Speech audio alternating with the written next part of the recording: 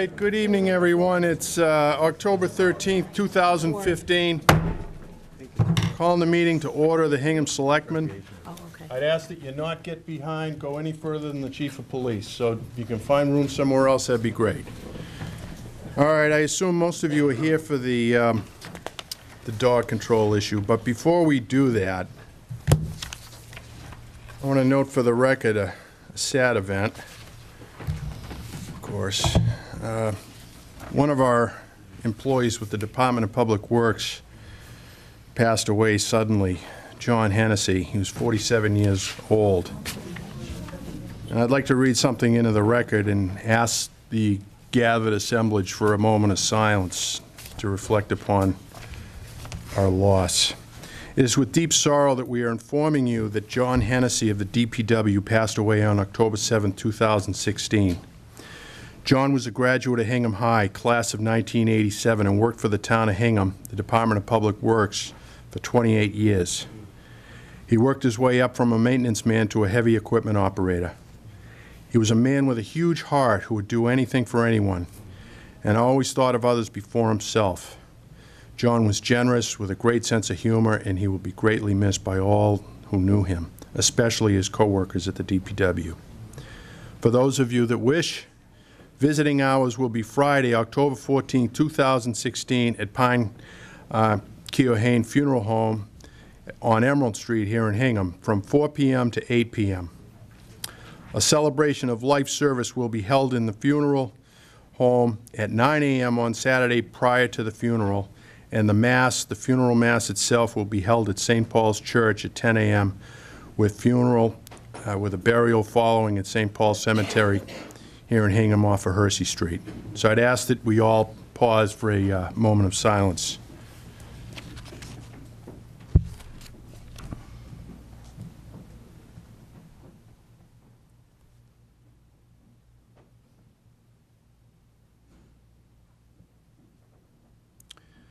All right, I thank you. In terms of the format generally, for those of you that aren't here regularly,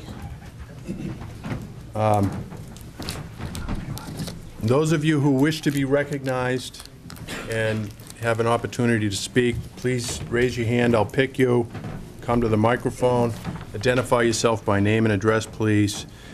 If your comments seem to start repeating what earlier speakers have said, I won't be rude, but I'll remind you that we've heard that. We've all received a great deal of letters on both sides of the dog issue, and I've read all of them with the exception of every email that came after 5 p.m. tonight. I think Ms. Coyle, it's a long one, so I said, anyhow. Okay. First item on the agenda is approval of the minutes. Have we read these? Are we satisfied that they're good? Yeah. Well said. I'll entertain a motion to approve the minutes of September 28, 2016. 29. The 29th, thank you. I left my glasses at home. So moved. Thank you. Second. All those in favor? Aye. Okay. Public comment? Hearing none. Fresh River Avenue water interconnection. Mr. Alexiadis. Somewhere back there, you go. Harry Sylvester is here to walk us through that.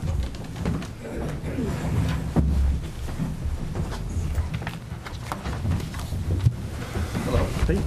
Thank you. Hi, Steve. Welcome. Hello. How you doing? Good. Evening. What do you want to do? I guess I can give some background on the Sure, project? please do. Okay.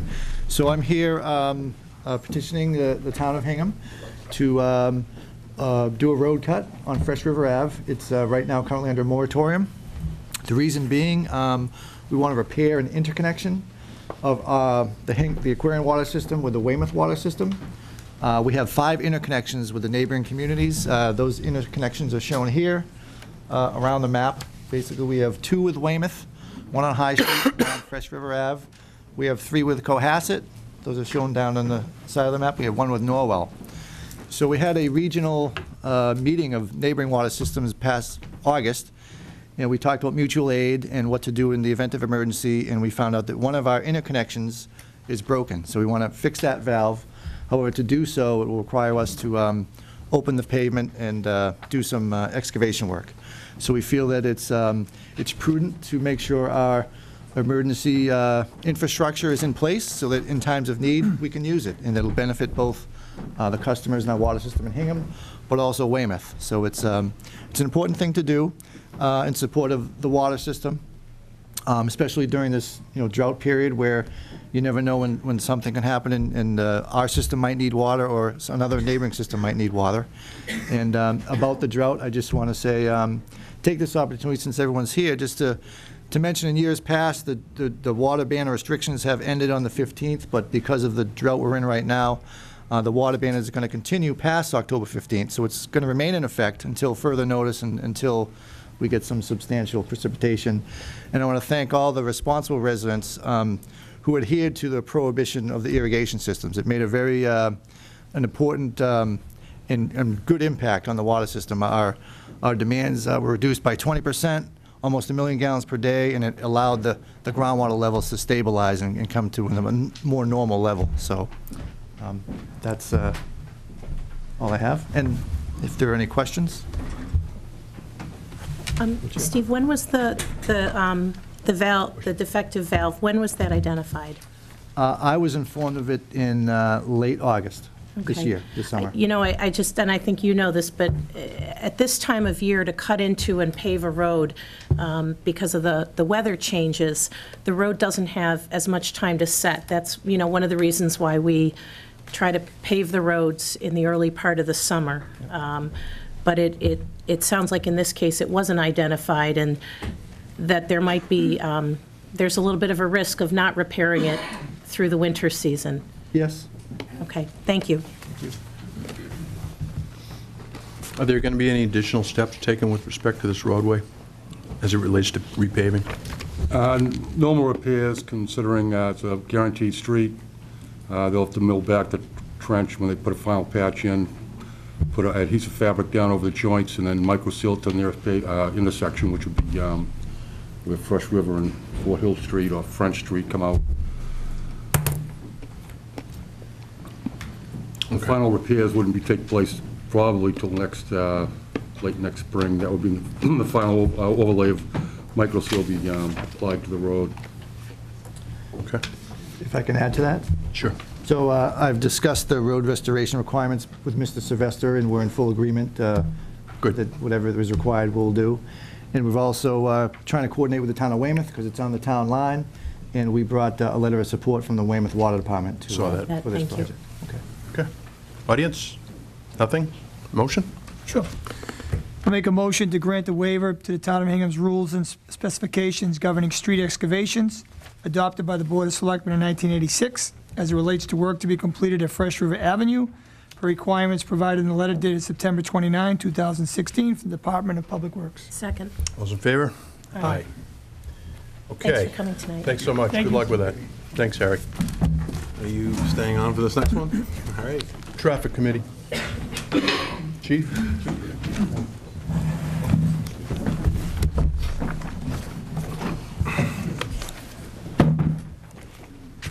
Evening, Chief. Good evening, how you doing tonight? What do we have? The Traffic Committee held a meeting, and they made a recommendation regarding bike routes to be designated and marked by the Department of Public Works. At the meeting on 8/24, the Traffic Committee voted unanimously to recommend to the Board of Selectmen to approve the bike routes to be designated and marked accordingly by the DPW. These routes would be Route 228 from Queen Anne's Corner to West Corner, Free Street, Union Street, Middle Street, Pear Tree Hill, Main Street to Elm Street, and Central Street to Main Street, from Main to Elm Street. They're going to be using I believe, a statewide program called Sharrows. Yeah, well, it's part of the Complete Streets programs. In areas where you can't get 4-foot travelway on the gutter line, in search for a better term, to designate that one lane for bicycles, it's called a Sharrow lane, Sharrow Road lane. So you would signify it with a pavement marking of a symbol of a bicycle and a shared symbol on it. And we put those, length of 228, probably roughly 60 symbols, along with associated signs, and also on Free, Union, Middle Street, Peachtree Hill, and Central Street, as the chief alluded to. The Complete Streets program is a statewide program, actually a national program, where we're trying to accommodate pedestrians, bicycle traffic, and commuters as well. When we looked at these routes, we were trying to, we started off with designations where bikes maybe wanting to travel to. Wampatuck State Park was one of them, Nantasket Beach and Hingham Square. And those are the roads that we selected first, and one of the reasons why we selected those roads was to try to get bicycle traffic off Lozelle Street.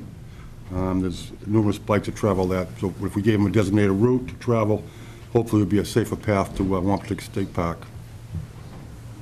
Any questions? Sure. Harry, you said it's going to be marked with so many designations. Is that going to be in kind of a chalkish white or something on the road? Yeah, it would be white pavement marking, probably every 1,000 feet. We'd have a symbol of a bicycle and a Cheryl lane, which is it's only like a chevron, double chevron over the bicycle. Where we can place them where the gutter lane is 4 feet or wider, they will be placed inside that section of road, so they'll be just designated strictly for bikes. And where we can't, it will be placed inside the travelway where alert no motorists that bicycle could be traveling on that route. So some of it is going to diminish the width of the road for vehicle traffic? Is that No, the width of the road will stay the same. I believe on 228 is 12 feet. The other roadways, they don't have gutter lines marked except for on Peachtree Hill, where there's plenty of room to put a designated bicycle lane on that road. Central Street, likewise, we could probably designate that whole gutter lane down for a bicycle path, but Middle Street, Free Street, and Union Street would be a share lane. There's no gutter lines present on those roads at this time, but there wouldn't be enough to designate a complete travelway for bicycles, so it would be a shared roadway with bicycles. Is it going to be just on a single direction, or are they going to be on both sides of the roadway? It would be both sides of the roadway, to and from. Does it add to the motorist exposure for civil infractions with respect to the existence of these markings? The chief might be able to answer that. I know you're not allowed to park in a bicycle lane. Parking could be an issue in some locations. It really shouldn't, what the purpose of this is actually, hopefully it will provide safer routes so that the motorists are aware that bicycles will be traveling these routes. And one of the other problems is many of the, we'll call them back roads, that bicycles choose to ride on, such as Lozelle Street to get to Wampatuck State Park, is really not a safe route for bicycles to be on. So we're trying to defer them to roads that would be safer for them. I see. These bicycle lanes have been reviewed every time we reconstruct a road or repave a road. On Union Street, we put a 10-foot wide sidewalk in along the west side of Union Street to a certain section, but the avid bike riders generally don't like to take those sidewalk paths. So every road we look at from here on out, we're always considering on how we can get a bicycle lane, and a designated bicycle lane more than a shared line, but whatever the width is of the roadway and the width of the layout is what we have to work with, so that's what's being considered. Questions from the audience? Comments? Harry, one thing that I might just suggest is that as these go up, it would be great to use the town website, use the town Facebook page, and use the Hingham Journal to kind of tell people a little bit about what this symbol is and what it means. I think when they kind of start to come up, people may not know, both bikers and drivers. So as these get done, let's maybe get a step ahead and say, get a picture of it, put it out there, so that people know. I think that's something that we can do. Thank you. Question behind us? Please. And again, ladies and gentlemen, if you wish to speak, you identify yourself by name and address. Rebecca direct your Wetzel, comments 35 to the High chair. Street. Sorry to interrupt you. Just curious, was High Street listed on that? Because I think of that as being a main thoroughway, and certainly one that leads to Wampatuck State Park. I'm going to defer that over to Harry, because if there's anyone that knows more about the roads than Okay. in town, it's him. Not at this time. We're trying to take, a guaranteed bicycle routes like to the state park that we see most bicycle traffic on at this time. This absolutely is going to be expanded, and High Street would absolutely be looked at, as well as Fort Hill Street and South Street, and we can reconstruct that. I think that's on the reconstruction schedule in 2 years. So we're going to continue to look at, the need, the volume of bicycle traffic. Schools will be involved, will be destinations that we're going to be looking at also, but this is the first step in doing all that. Just when you listed the streets, I started listening halfway through the list, so I Yeah. wasn't sure if High Street was one of them. That was Not as yet. Okay, wonderful, thank you. Welcome. Motion? I'll make a motion to approve the Traffic Committee's recommendation for bike routes to be designated and marked by the DPW at the following locations: Route 228 from Queen Anne's Corner to West Corner, Free Street, Union Street, Middle Street, Pear Tree Hill, Main Street to Elm Street, and Central Street from Main to Elm Street. Second. Discussion? Hearing none. All those in favor? Aye. Thank you. Thanks so much. Thanks, Harry. Thank you, Chief. Thank you, Harry. Okay, we're running a little early, but, okay. At this point in time, we're going to continue. Yes, thank you. A discussion that we had last year, and we are continuing to have it this year. We had preliminary discussion 2 weeks ago, whereas the Bear Cove Park Committee chief made a recommendation that there be a leash law put in. So in the ensuing 2 weeks that have passed, we've received a fair amount of emails, correspondence to the office. I've tried to respond to all, and I was able to read every one with the exception of the last few that came in late this afternoon. So, if you'd like to speak, I will endeavor to do so. However, I wish to let you know that we do have other business tonight beyond this issue, and that business is going to commence around 7:15. I don't want to shut anybody off, so if you wish to speak, be mindful that there are other people behind you that may want to speak. Please identify yourself by name and address. Ask to be recognized. I'll recognize you. Come to the podium or the mic. And I will try to keep my voice up. You're welcome. All right. And if I identify you by describing you in a charitable way as to what you look like, you, sir, with the gray shirt. I had a question. Down here, sir. I want to ask you a question. Why can't this be tabled till the end? Because I don't think 25 minutes is going to be enough, or is it 20 minutes now? Is there anybody else who'd like to talk? We're going to do this in an orderly fashion. Yes, ma'am. Yes, I would like to talk, but I'd like to have sufficient time to do that. May I make a brief comment, Mr. Chairman? There are times, and it happened last week, 2 weeks ago, when we go over the allotted time, and I'm prepared to sit here as long as need be to listen to as many people that need to speak. So I know we go over the time before. I don't want anybody to feel pressured. I think if you're just courteous enough and keep your comments to the point, we'll get through this, but I'm comfortable staying longer than if we need to. Yes, ma'am. Can we shuffle the hallway people in the room? Like they came, I feel bad they're right there. The room is what the room is, ma'am. If you want to speak, I'm sitting over here. yes, Mr. Hersey. Can I just ask a format? My name No, you is John can't. Hersey. I live at 65 Hersey Street. I'd like to ask you a question. You knew this was going to be a hot topic, okay?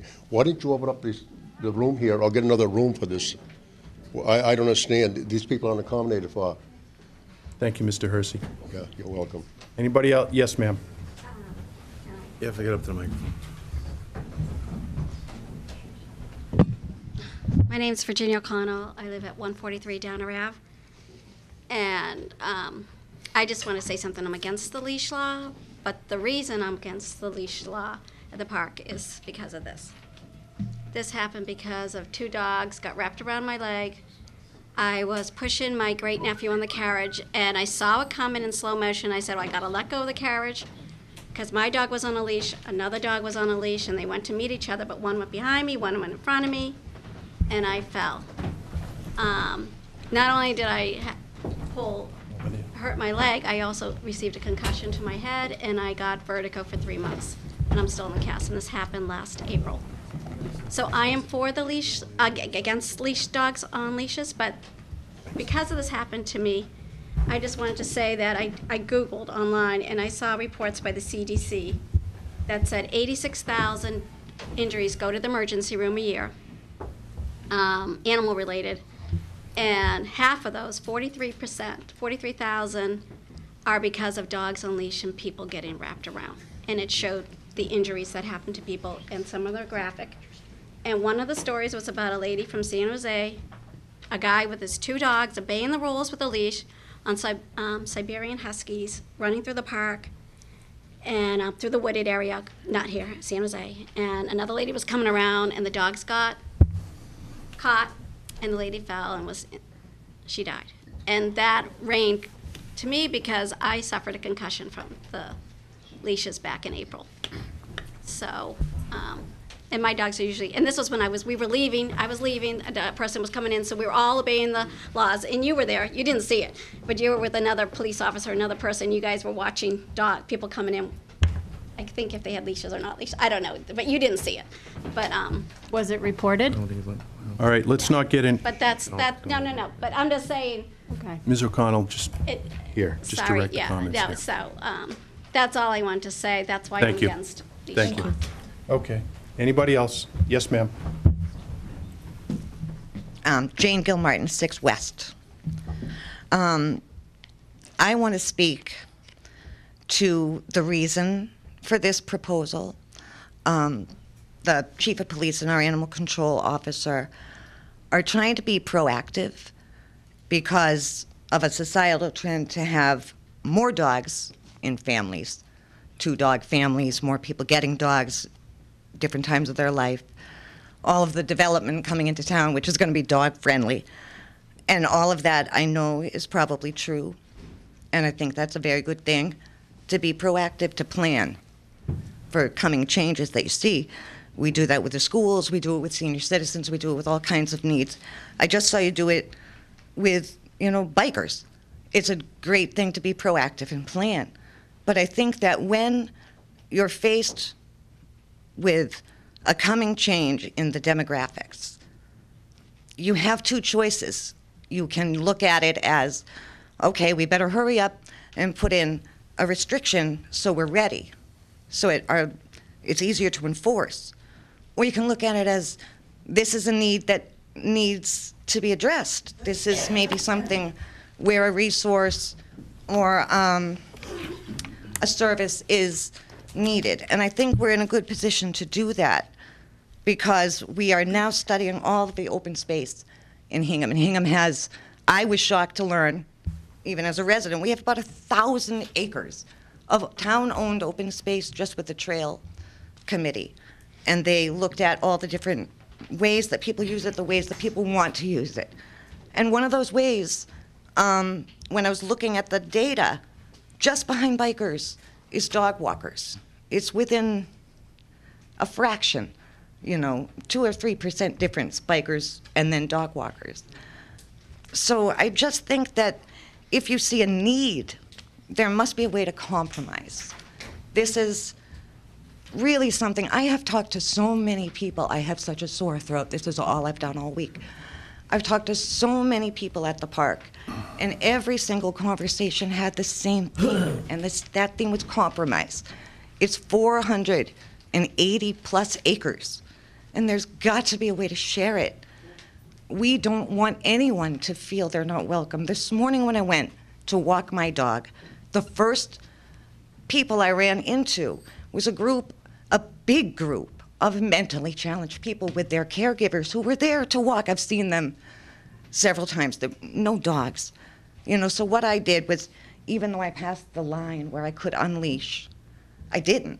I would never, because I see what's coming, keep them on leash until they're all past me, I'm past them, then I unleash them. I see shared usage. I'm there every day. I can count on one hand the number of days I've missed in 5 years. And one of those days was the day of my mother's funeral. But you can bet I was there the day she died, because I had to be. It's my solace. It really is. It's meaningful. It wouldn't be as meaningful if my dog were on leash. Thank you. Thank you.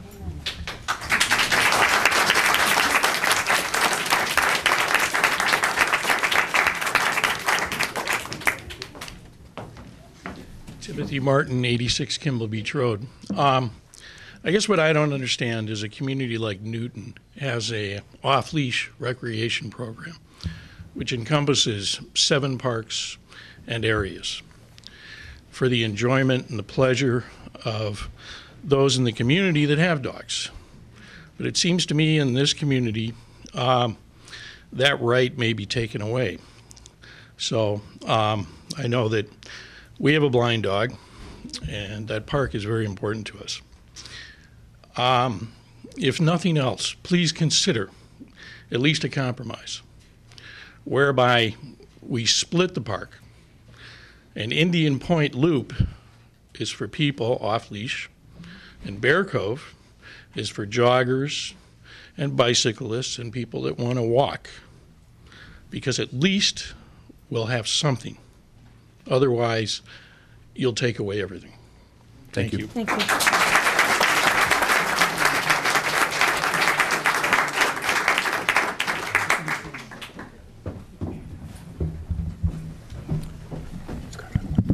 Rebecca Wetzel, 35 High Street. I guess my first question to you guys, are you even willing to entertain shared use, or is tonight's meeting a black and white?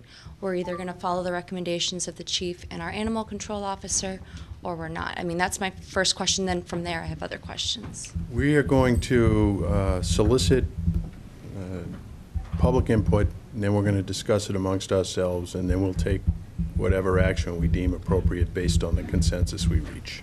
Okay. May I just respond as well? I've listened to...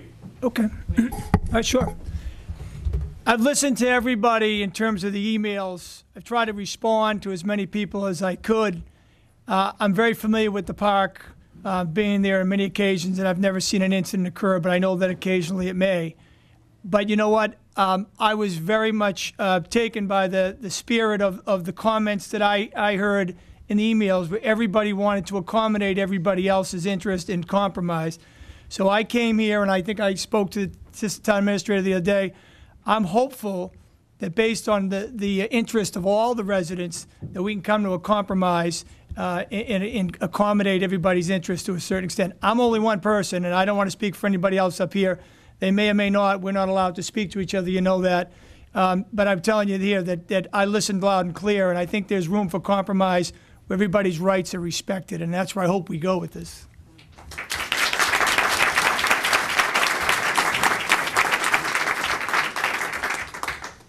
Hard to follow that up. But having said that, that's kind of where I was going next. If tonight was not a black and white, we're either voting on having a full leash law or not. And if you guys are open to a discussion and a dialogue, that was the next part of my comment, which was with 484 acres, which is 3/4 of a square mile, I think going to full leash is drastic, but I think if we have to go there, we work our way up there, baby steps, and see what maybe first steps we can take and what compromises, implement them, and then, you know, keep reflecting on how they're working or not how they're working, or how they're not working, rather. And then get to that point. I think going right there without exploring anything, whether it's something where you have to pay, or there's been many suggestions. I don't need to repeat the suggestions. But I think taking baby steps to get to that drastic measure is more fair to everyone who's involved. And that's all I was going to say. Thank you. Thank you.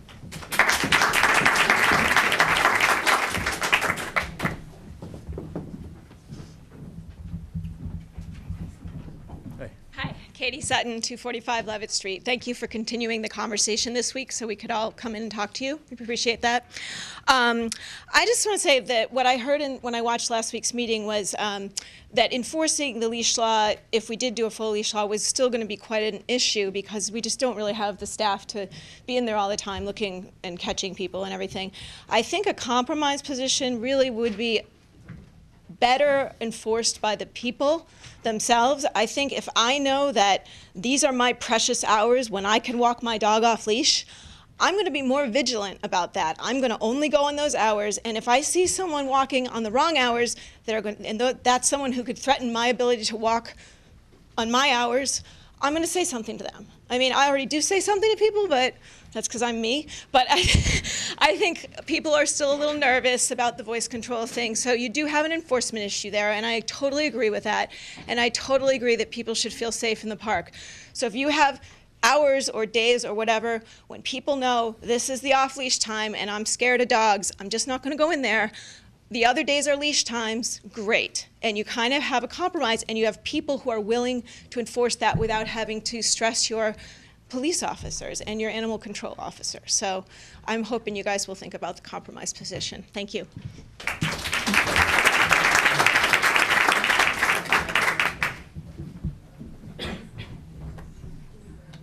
Kind of nervous. I've never done this. My name's Elaine Welcome. Bertner. Thank you. I'm from 804 Tucker's Lane. I have a learning disability, so she was talking about people with disabilities, so I had to write something down. My name's Elaine Bertner George. I live in Hingham. I'm here to talk about the proposal leash law for Bear Cove Park. I have walked my dogs for many years in Bear Cove Park, and I have never had a problem that I couldn't handle. Just because there's been a few bad apples, not all dogs need to be penalized. Lizzie and all dogs need a place to run, play, and socialize to have a happy and healthy life. Lizzie was a stray, and I adopted her from California. I would hate to have to think I flew her the way from the town where there will be no place for her to have a good life. And I am speaking for Lizzie, myself, and all the dogs at Bear Cove. Thank you. Thank you.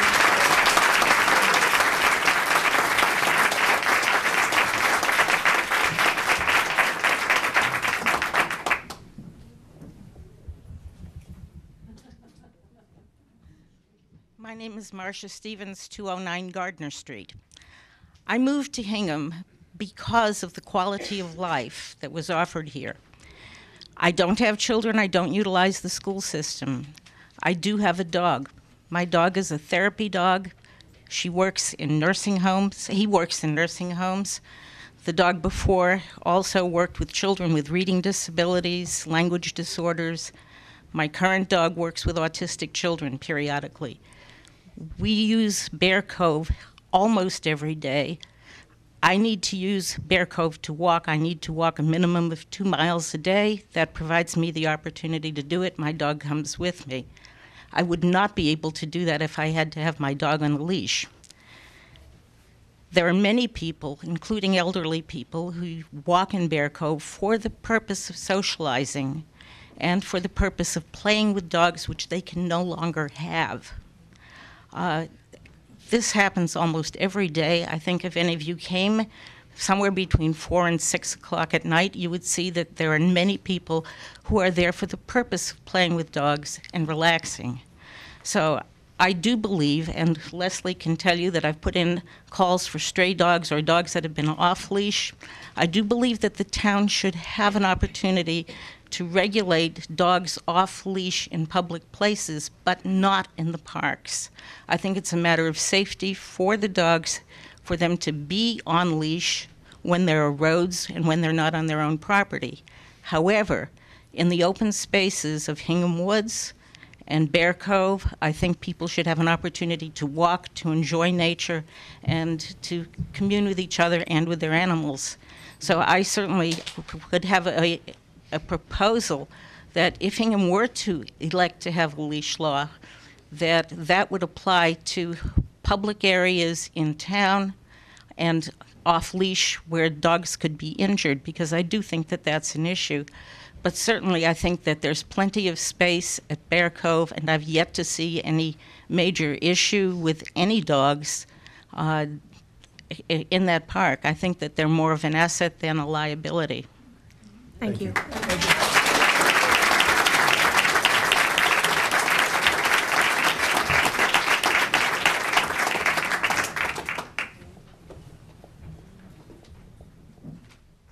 I'm not a Hingham resident. I'm a Weymouth resident. I'm from 51 Myrtle Street in Weymouth.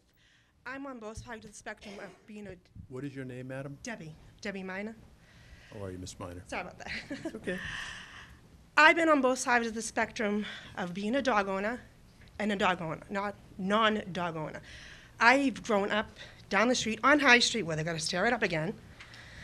And so I brought my dog there a long time ago when I was a kid. Rode my bike there when I was a kid. Then points time that the park has been unsafe, undeepable for anybody to go. But since the dogs have been coming back and allowed to be in there and free, that's been great. So I brought my dog Lex there for about 7 years. I have had some issues with dogs being unleashed. She's been attacked by a dog being on-leashed, and some off-leash. Even problems at starters. Not on leash. So both of the spectrum that the dog is being leashed, dogs unleashed, there's always a problem. You need to go after the dog owners and have them be aware of the problems with the dogs. If the dog has a problem of being aggressive, they need to be leashed. The dog owners also have to be calm, courteous, obey the rules that are actually there. I've seen people walk into the park, not leashing the dog. I've had to tell them to leash to the line and leash out. A lot of attitude. Tell me to get a life. I goes, well, push comes to shove. If you don't obey what little rules they have now, you may lose your privilege of not having the park. I no longer have a dog. I still go there practically every single day. I just came from there. Most everybody here knows me, sees me in there, and always asks, when you gonna get a dog? I goes, geez, okay, I got 2 cats. I goes, like, you know something, if I ever do decide to get a dog, I would like to still have a nice, safe environment where I have the option to leash on the dog concerning how the dog will react. My dog always been in control, never left my side, everybody knows that. I always knew where she was. Now, if the owners do that the same with their dogs, train the owners to train the dogs to be calm, courteous, in a respectful manner, then there should be no problem. If you have to issue some sort of compromise, hopefully it's fair for everybody. Thank you. Thank you.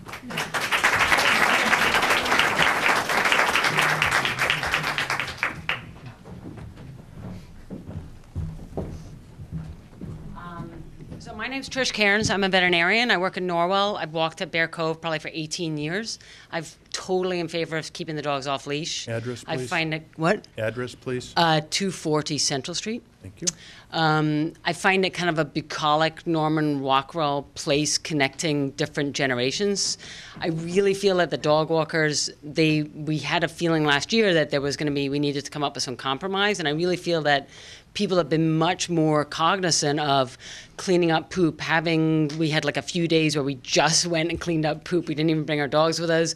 We've done a lot of stuff proactively. We'd be happy to do more things. One suggestion I had was like having the dogs go through a training class where they could pay 10 or 15 bucks and prove that they can sit, stay calm, and recall.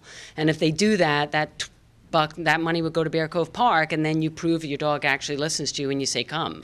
So that would be one of my suggestions that I would do. We also run microchip clinics that are kind of low cost that we're happy to do. It would help you to get ID for the dog, so you're not like randomly just calling everyone, and you can just scan them and be like, this is Susie Smith's dog or whatever. My other suggestion would be splitting up the park. So when I go there, I would say 90% of the time between the 2 entrances from like Beal Cove to where the train station is, that's where all the small kids' parents' strollers are, and I would say that entire loop going to the left past the flower bed is 90% dog walkers. I hardly ever see kids or strollers there. So my suggestion would be to separate it there and have the dogs on leash in between those 2 entrances. But I would definitely like to look at a compromise and not have it be all on leash. Thank you. Thanks. Thank you.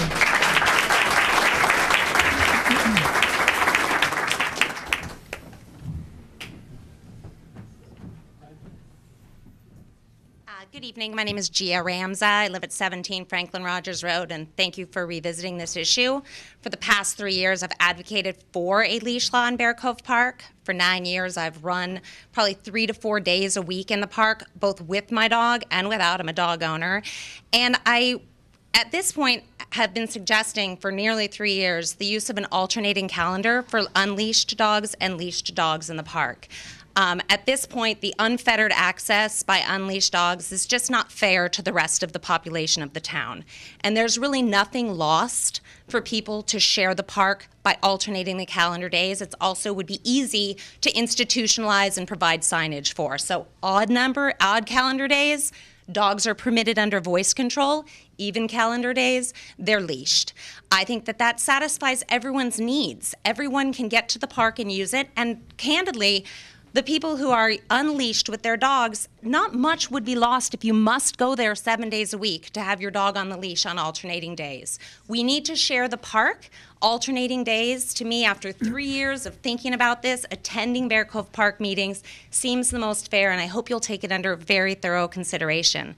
My second and final point is that some of the suggestions to divide the park physically with the left-hand side past the flower bed or whatever the nature is, omits the fact that there is environmentally sensitive land in this park that the Bear Cove Park Committee are the stewards of. And much of their recommendation is based on protecting the grounds and the groundwater and the vegetation and the plant life and animal life that resides in the park. So the convenience of us as humans walking our dogs in the park really needs to take second ship to the fact that we're using a very environmentally sensitive part of our town, and we won't be able to get it back if it's further damaged and destroyed. So as much as our emotions and connectedness to our canine friends, I get that. I love my dog. I love to take him in Bear Cove. We need to also think that it's not just our convenience and our recreation, it's also Bear Cove Park Committee's job and the town's job to protect that environmentally sensitive land. So thank you very much. Thank you very much.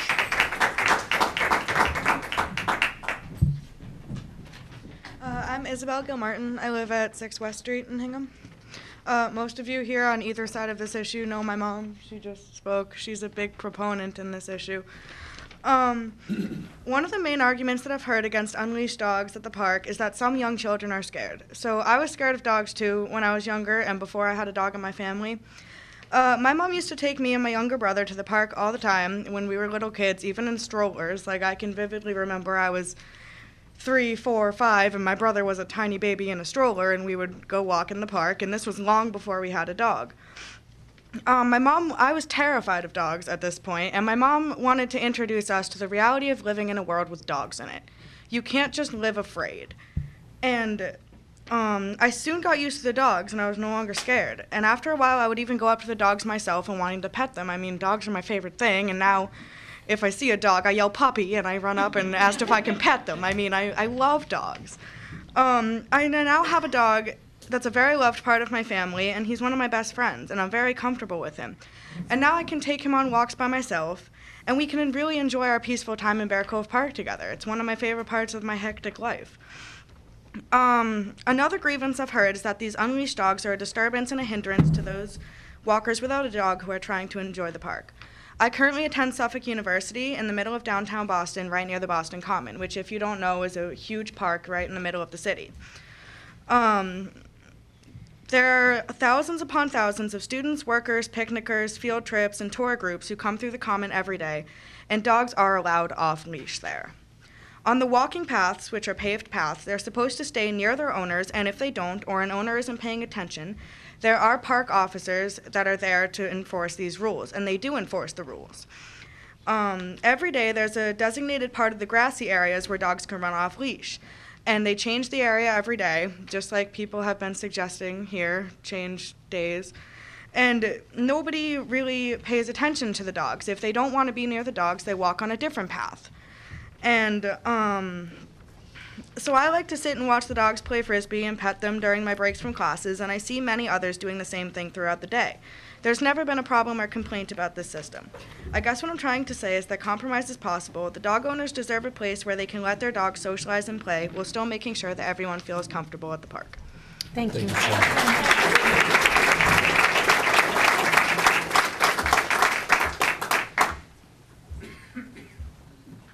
Yes, ma'am. Yes, you. Hi,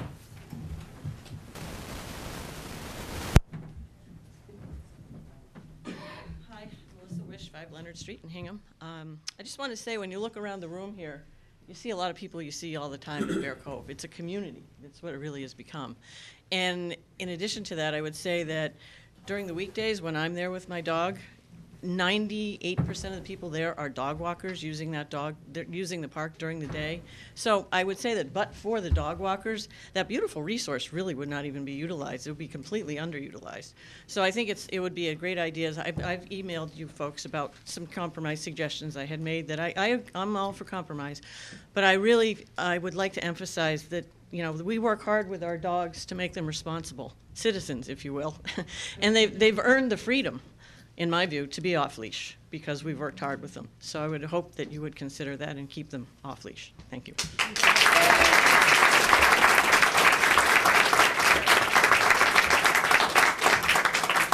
Yes, ma'am.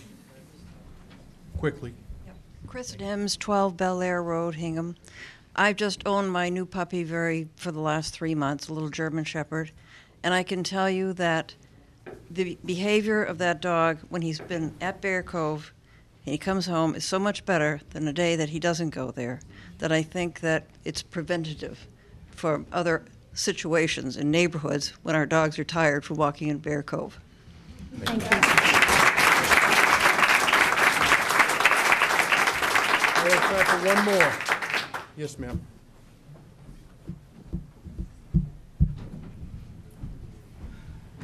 Hi, my name's Jamie Bryant. I'm actually a Weymouth resident. I live at 142 Thicket Street. So 2 things. I've had a dog my entire life at some point. I find dogs on leashes tend to be more aggressive than dogs off leashes. Dogs off leashes tend to police themselves. They pick up social cues. They run away if the other one growls. Leashes can't, so they get a little more aggressive and defensive. The other comment is that I drive half an hour to go to Bear Cove several times a week because it's so worth it to me to let my dog run. Bear Cove is a very unique place. There aren't many places with that much space where you can let a dog run. I have talked to people who come from Foxborough, from Kingston, from Duxbury, because they know Bear Cove is this resource. And a lot of them make a day of it. So away from the dog factor, there's an economic factor. I come to Bear Cove and then I go get a cup of coffee, I go to Trader Joe's and do my shopping. I put money into Hingham because I'm going to Bear Cove. So other people are also doing this. So there's also an economic boost. People are coming, going to the park with their dogs, stopping, having lunch, doing a little shopping at the derby shops, and then going home. So not only is it for the dogs and for recreation and for us, but there's an economic boost too.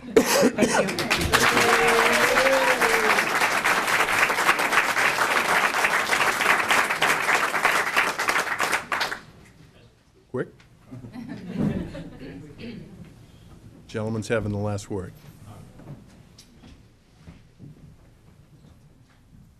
I'm Matt Price. I'm from 43 Rockcroft Road in Weymouth. I just want to touch one topic that not too many people touched. Bear Cove isn't just a place for people like, single people to bring their dogs. I have 2 daughters under the age of 5. One's actually a month and a half old. If you ever try to walk a dog on a leash and carry a stroller at the same exact time, it's pretty much next to impossible, especially if that dog does see another dog. I think that it's fair enough that, we can do whatever it takes to make it, compromisable, but at the same time, it's also for people with families as well as people with disabilities and with their own personal, aspects of it as well. Thank you. Thank you.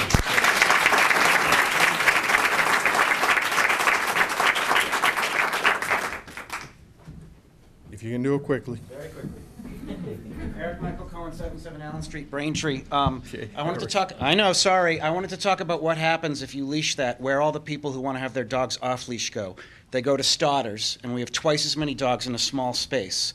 And dogs like the ability to run away from other dogs and then run back. And so I worry that if you put a leash law at Bear Cove, you're going to make Starter's Neck twice as dangerous. If you've got 200 dogs there on a beautiful Saturday, that something is going to go wrong. The other thing I just wanted to say was that if you are going to split the park, Dogs don't like long straightaways where they see another dog coming. And so if the part of the park that is for dogs has more curves, you will have less incidents. Just like if I was 100 yards away from you and came staring at you like this. Get out of my space. It wouldn't go very, exactly. And dogs are the same way. So when there's curves, the dogs will get along a lot better. So if it is split, a section that has a wide space and a lot of turns would be really good for the health of the dogs and for limited aggressive interactions. Thank you. Okay.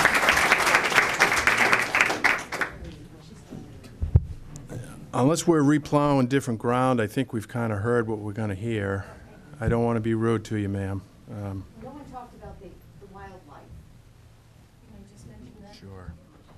Just identify yourself by name. Parker, 1601 Tucker's Lane. I've been walking Bear Cove for probably 15 years, and anyone that knows me also knows my 12-and-a-half-year-old dog, Maggie. And I just also want to say that, first of all, and this is the truth for me, I've never once seen any episodes, and I walk that park every day at different times. So I want to state that. I also want to talk about the wildlife that are very happy in Bear Cove. I've seen deer, I've seen coyotes, I've seen snakes. I don't really like the snakes, but I've seen birds. I have never seen evidence of any disruption with any of the wildlife that's in Bear Cove. And I think it's important to know that we're all there together. That's my sanctuary, that's my refuge. I've done a lot of healing in Bear Cove, and I've been told by my veterinarian that Maggie, who is in perfect health at 12-and-a-half years old, would not be in the health that she is in if she had not been able to go into the park every day. Thank you. Thank you.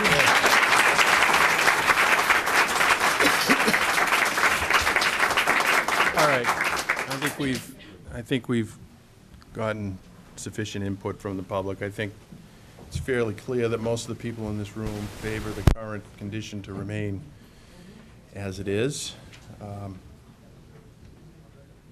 At this point, we're going to have a discussion between ourselves.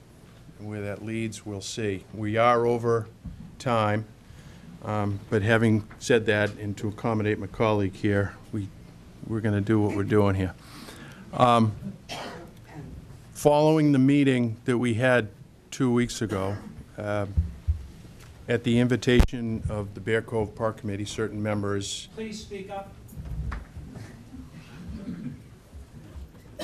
After we had our meeting last Thursday, 2 Thursdays ago, certain members of the Bear Cove Park Committee extended an invitation to get a kind of a boots-on-the-ground view of Bear Cove Park. Now, having said that, I've lived in this town a long time. I've been in Bear Cove Park with my family, with my dog, without my dog. But I wanted to see it from the perspective of citizens that we've appointed to serve us, to serve as the stewards of this very precious bit of landscape. And everyone who goes in that park, at least from the train museum side, knows that this particular area is a very sensitive one, dedicated by the Commonwealth of Massachusetts. You can see it on the map, and there are very few areas like this.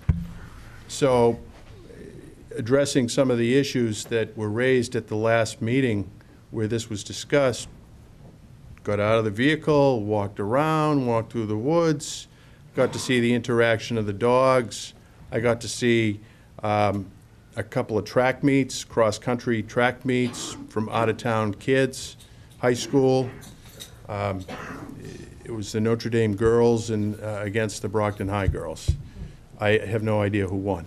But I did get to see the interaction between the dogs and the ladies. I also got to see some of the conditions that were described environmentally. I'm not a big environmentalist, so it was more of a learning experience for me. I saw the dogs. I saw how far away some of the dogs were from their owners, off leash. I saw dogs on leash. So I saw a blend. I saw a mix. I saw families. I saw,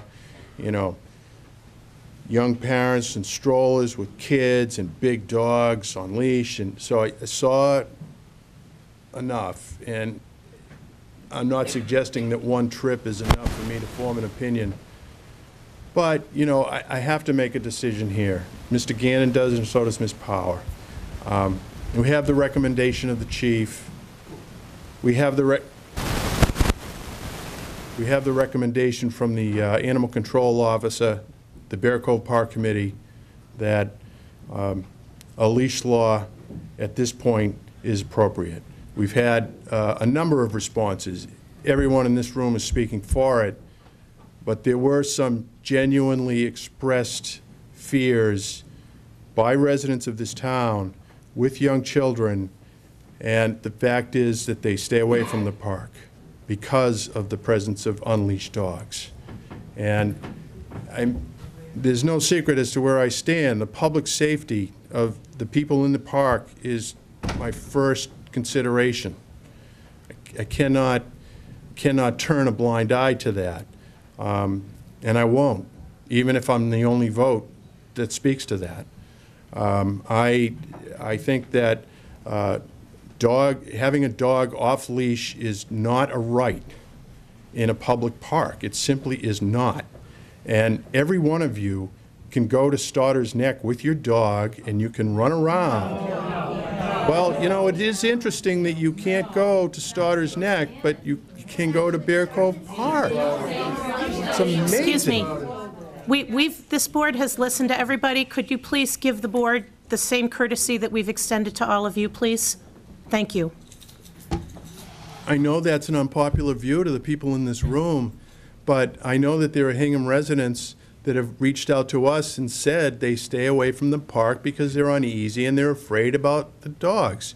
The dogs get loose. Why are they here tonight? You know, it's easy to take a popular decision when everybody in the room wants you to vote a certain way. It's much harder when you take it the other way. And I just hope you respect that, because I gave you the courtesy of everyone who wanted to speak. We've listened to this last year. We've worked with the Bear Cove Park Committee. We've worked with the Chief of Police. We're trying very hard to make this something that works for everyone. And what I saw last week when I was in there suggested to me that this is still problematic, notwithstanding all the passionate messages that I've seen in writing and expressed tonight. I respect that you are all good people and you love your animals. I respect that. This is not that conversation.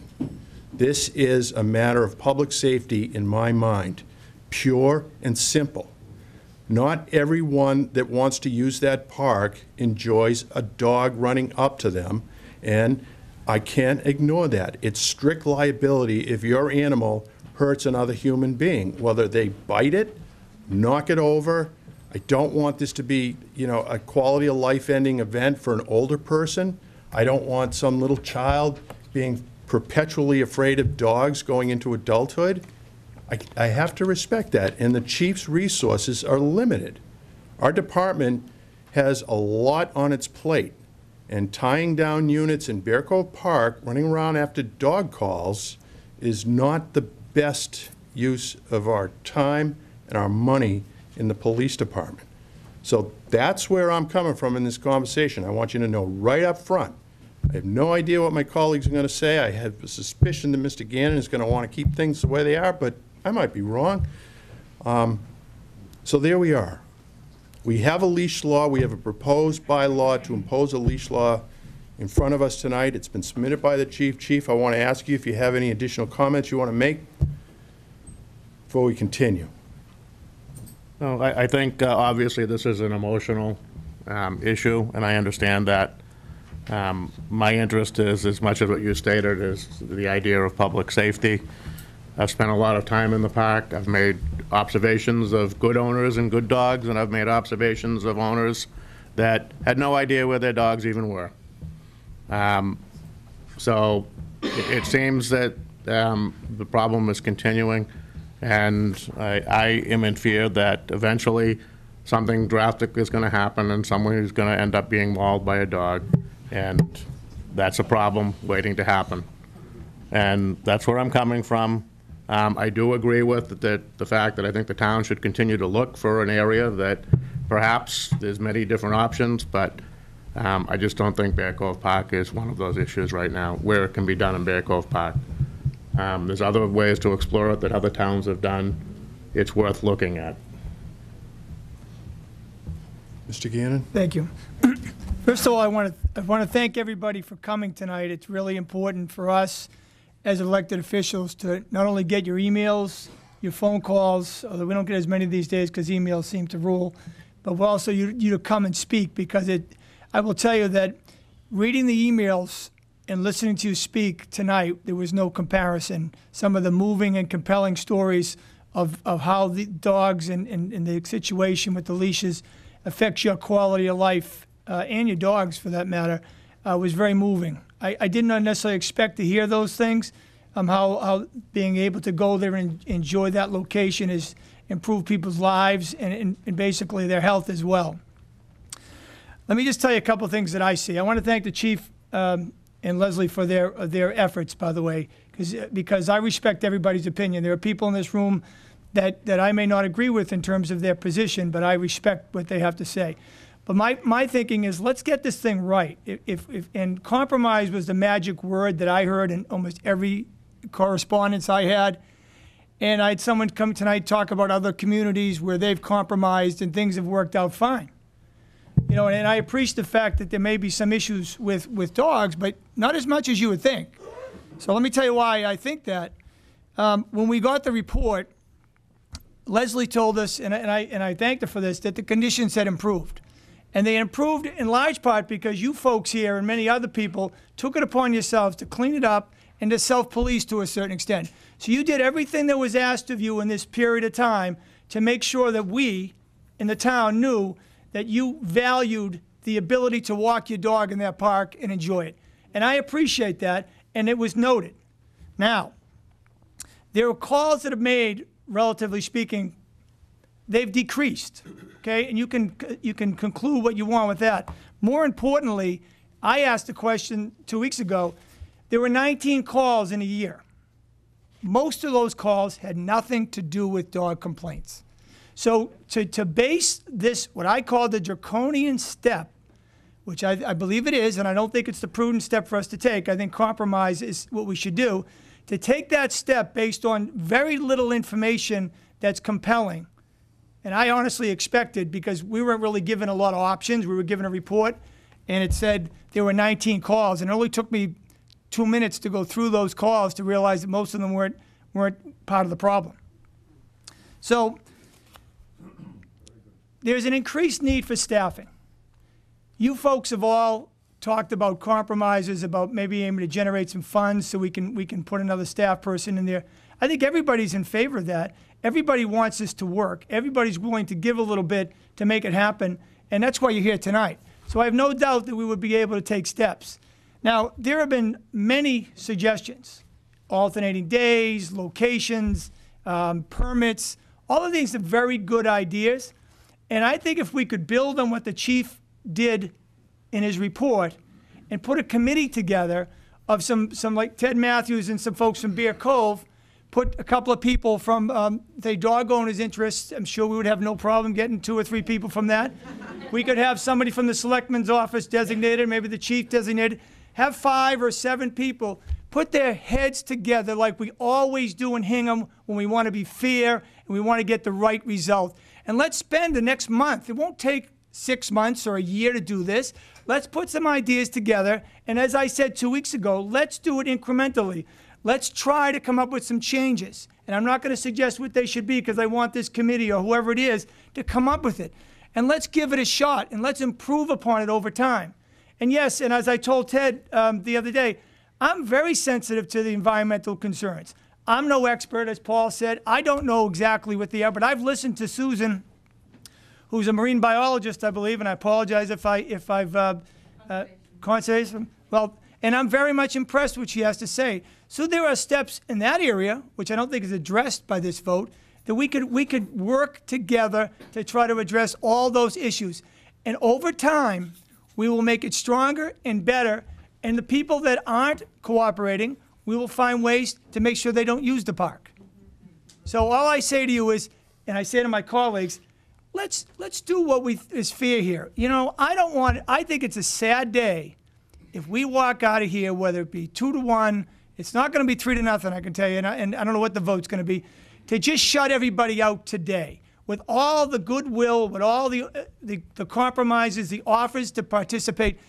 If I know enough about Hingham, and Paul's been here longer than I, and I respect that highly, but you know, what I've seen of this town is we always are willing to work together to try to make things right and make it better. This is an opportunity to get everybody together, to respect everybody's opinion and everybody's concerns, and let's get it done. Thank you.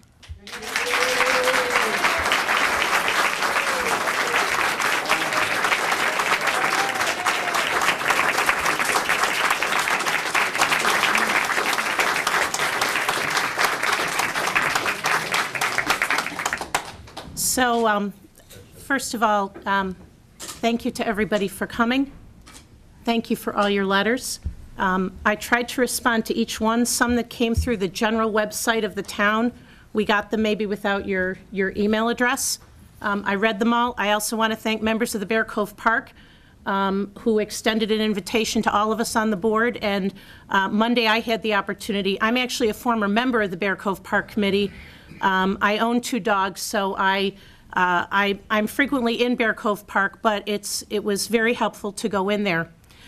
I don't disagree with what Paul Gannon said about trying to look at something, trying to figure out options. I felt like we did that a year ago. We did that last August when this issue came up, and in fact, at that time, I was pretty much really not supportive of any restrictions at all because I said, I really want to make this work. I want to make this work for everybody, and selfishly, I wanted to make it work for myself. And we said at that time that we were going to give it 6 months, and we put some things into place with education and enforcement. I'd also remind us that we made a conscious decision at that time, in large part due to the chief, that we didn't want to put citizens or committee members in a position of having to be like citizen police. That just feels like it could put very well-meaning people into a vulnerable position. And so, you know, we were going to give this 6 months, and the 6 months came up early in the summer, and, you know, we thought, gosh, in the summertime, people kind of tune out in government, and so we didn't want to take this up during the summer when people wouldn't be here, when people couldn't participate. So we've gave it several months. Now, when somebody asked earlier about, you know, where are the people who have written to us or who believe that a leash law is in place, and I'm going to read you a couple comments from people who wrote us letters, and they've written them in the past 2 weeks. In the past 10 years or so, the dog problem has gotten increasingly worse, and I'm bitterly disappointed I can't bring my children there. No one should be afraid to use the park, but tragically many people do not use it because of unleashed and uncontrolled dogs. Hello, I wanted to submit a complaint in regards to aggressive dog behavior that I encountered on January 27th in Bear Cove Park. While walking Indian Point Loop with both my dog and toddler in a double stroller, a golden retriever appeared and charged it. The dog was attempting to take a toy out of my son's hands. It took a moment to locate the owner, who was walking with another friend, oblivious to what was happening. I called to her to control her dog, and after several failed attempts to call the dog away, she ran over and manually restrained him. The reaction time between me having to ask the owner to control her dog and the dog being physically restrained was unacceptable. I don't feel like I can allow my children to walk and bike in Bear Cove Park with all the unleashed dogs. It's like playing dodge a dog on the trails in there, and twice my children have hit a dog on their bike and hurt themselves and the dog. It is simply too dangerous for children to enjoy the park on bike or foot with the number of unleashed dogs. We used to love to bring our dog George to the park, but have found it unbearable due to the irresponsible owners who don't pick up after their dogs that run around this beautiful park. And I'm just going to give you one more, and I'm going to try to truncate this a little bit. We would like to report an incident that took place on August 7th, 2016. We were doing one of our normal family walks at the park with our 7-month-old baby in stroller and our little dog Pepper. Upon entering the park on the Firehouse Model Train parking lot side, we were approached near the yellow line where you can let the dogs off leash by an older couple with their German Shepherd. The German Shepherd was off leash and approached us unexpectedly with a lick on my son's face.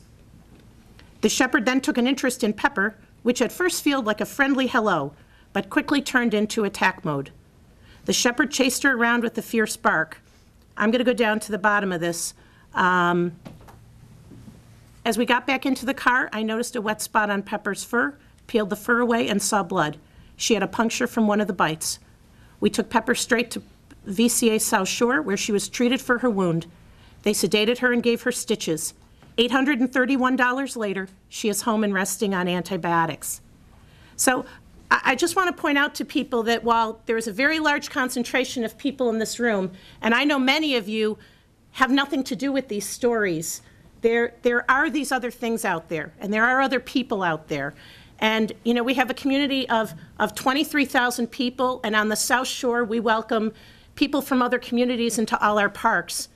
And there are people who are not coming into Bear Cove Park, or they're not coming anymore because of the circumstance. For many of them, they feel about Bear Cove Park the way many of you feel about Stoddard's Neck. And, you know, I share the concern about Stoddard's Neck. You know, we've had the police chief say that the concept of voice command is too difficult to enforce. And, you know, as I've been thinking about this, I've been hearing the word, you know, this is punishing to people. I don't think the intent here is to punish. I don't think the intent is to say it's anybody's fault. It's to say we have this park. This park's getting a lot of great intense use. There's aspects of it that are environmentally sensitive, and we have to be responsive and protective of everybody who wants to do it. I disagree with my colleague that, you know, this same leash law is in place in most of the parks in the whole South Shore. And so you know, to me, categorizing it as draconian, I would sort of say we've been consistent. I've thought really hard about different options. You know, could we do every other day? Could we do something with the park? And what it comes down to for me is there is still a component of that where dogs would be unleashed. And not everybody is as good as everybody in this room is at keeping the dogs under voice control. I support the chief's idea of space, a dog park, but at this stage, after 1 year of looking, after 1 year of trying, and after many years of reports from the Bear Cove Park Committee, I think we have to put the public safety of 23,000 Hingham residents into account, and I will support a leash law for Bear Cove Park. Okay, thank you.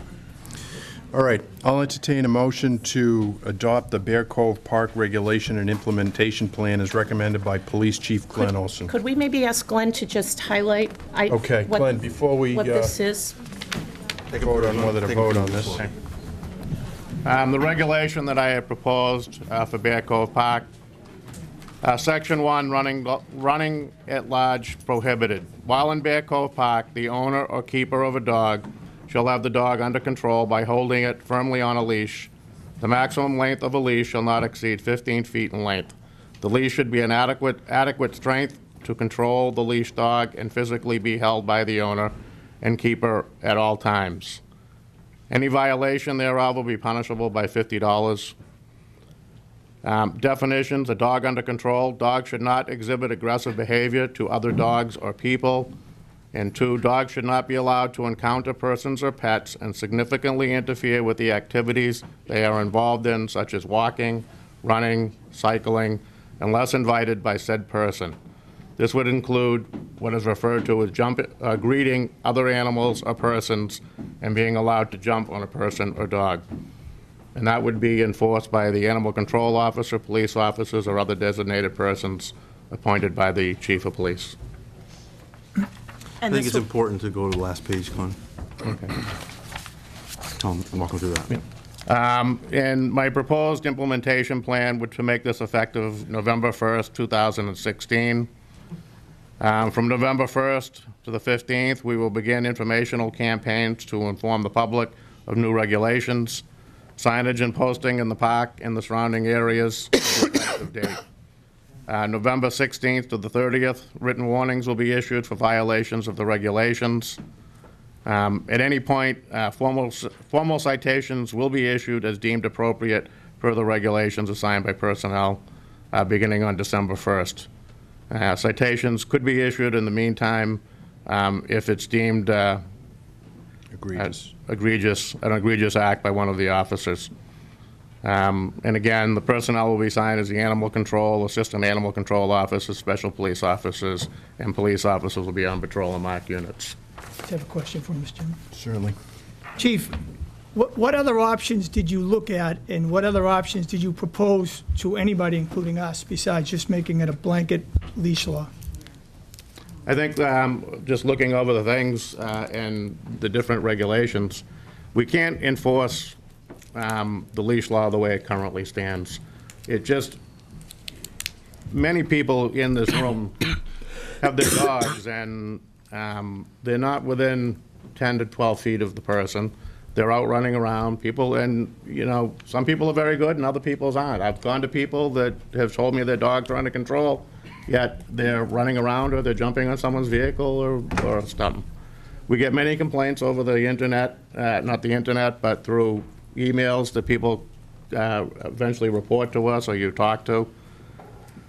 I've considered, and I think in one of the proposals that I did mention is that I think that we should be looking at the comprehensive trail plan. They did make a suggestion in there. At some point, the town should look at maybe instituting some type of program where they would have the ability to have a dog, referred to it as a dog park, and I think it actually lays out some of the ways you would have to rotate it. It's a pretty complicated thing, more than I was aware of, and I had some discussion with Leslie over this, and you have to like rotate the areas where the dogs would run and change their areas so that you don't have disease control. We've talked with other dog officers in the communities and different other communities. And, you know, most of the people that are coming to Bear Cove Park here, we've heard from Braintree, we've heard from Weymouth. All those towns have leash laws. People are coming here because of that. Weymouth recently increased their leash laws and increased some of their systems to change their fines to $50, $75, and $100. They're actively enforcing over Stoddard's Neck because of the recreation programs they run over there, and the dogs have been in conflict with that. So, I mean, I did look at a lot of different things here, and I think the only way that we can effectively manage this is to have dogs on leash, and I think that you know, dogs would still be able to be in the park, they'd still be able to be on leash, and people could walk with them or run with them, whatever they'd like to do, but the dogs would have to remain on leash and be under their control. Did you look at any towns or communities where it is working and they allow off-leash? Any particular communities? I compared it to the different 20 communities that we normally use, those comparables, and there's only other 3 communities that have the off-leash law. Okay. And so you didn't go beyond that in terms of, there were communities like Framingham and Newton? No, I did not, no. Okay. I'll move the... I'm not finished. Just another minute, please. So, Chief, I do appreciate it, and I just think that we would have been better served if in this year or so from now, today backwards, that we had some proposals and options and we gave it a shot. Because the only options that I was given was this report. There were no other compromises, there were no other alternatives. We should have, in my opinion, we should have tried some other things incrementally, and I thought actually we were going to do that. And I think it's a mistake, and I don't think it's fair. I don't care who else uses this park. I'm only concerned about you people that live in my community because I represent you. And I think it's a sad day that this is happening.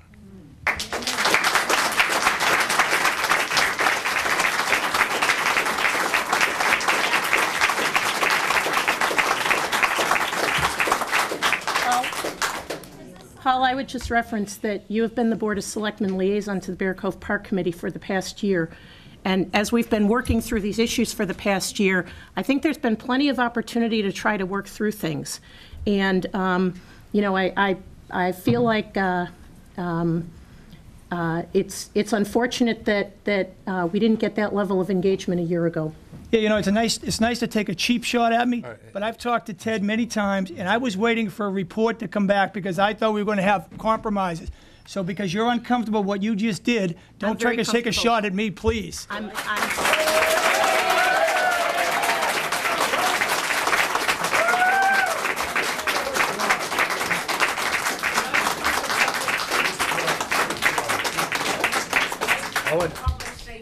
No, you can't. I'll entertain a motion to adopt the Bear Cove Park dog regulation and implement. You're out of order, and if you don't stop, you'll be asked to leave. I'll leave on the way. More Good. dog bites happen in people's yards with kids 8 to 10 than anywhere else. Good day to you, There have sir. been 30 fatalities in this country. Good day from to you, dog sir. bites. There have been 420 fatalities from people's shirts catching on fire. Thank you. I'll entertain a motion to adopt the Bear Cove Park dog regulation and implementation plan as recommended by Police Chief Glenn Olson. So moved. Second, all those in favor? Aye. Opposed? No. Okay. Thank you very much for coming in, ladies and gentlemen. What's that? Yes.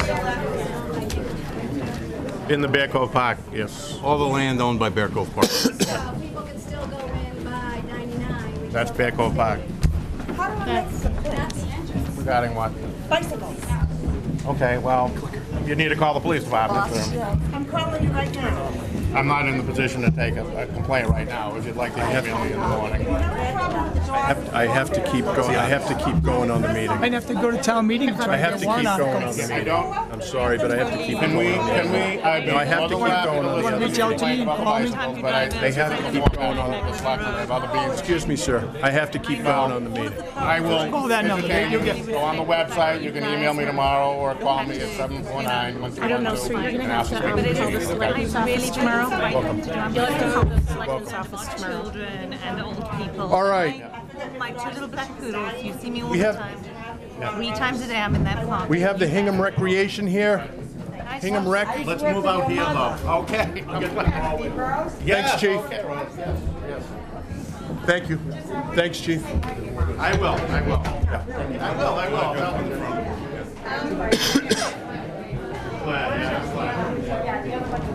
Well. I just wanted to thank you. You're welcome. You know, I live at 39 Vancouver Road, and I'm in that pond 3 times a day.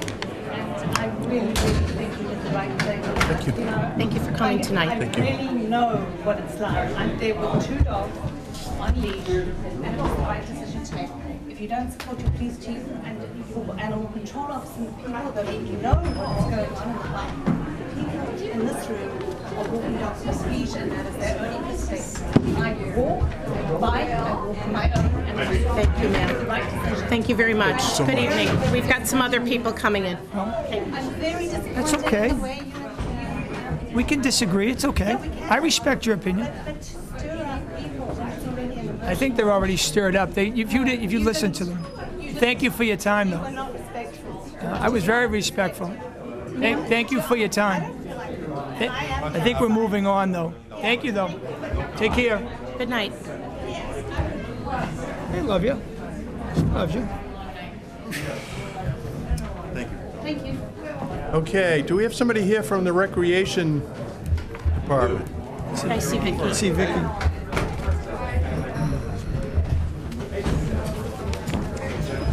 Right.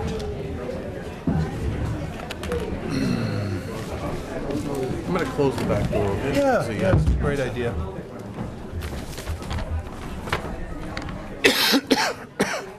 We don't need that. She nailed you there, guy. I think she nailed you right between this. You think? I think you could nail by a lot more, but who's counting? If it makes you feel Folks better. want to bring some chairs? No, you are. You are. You are. Okay, all right. If it makes you feel better, I'm happy for you. You knew you had the vote before I'm you come just in trying here. to do what's right. I Public heard safety. you out there. We all set. I heard you. I heard you. I know. Sure. No, you're wrong. You wouldn't have taken that position if you thought otherwise. I know. Oh, no. Oh, no. Polly, I know you. And it's okay. I say what I Killing see. me, guys. You're killing me. I just have big ears, that's all. Can't help it. That's all I can tell you.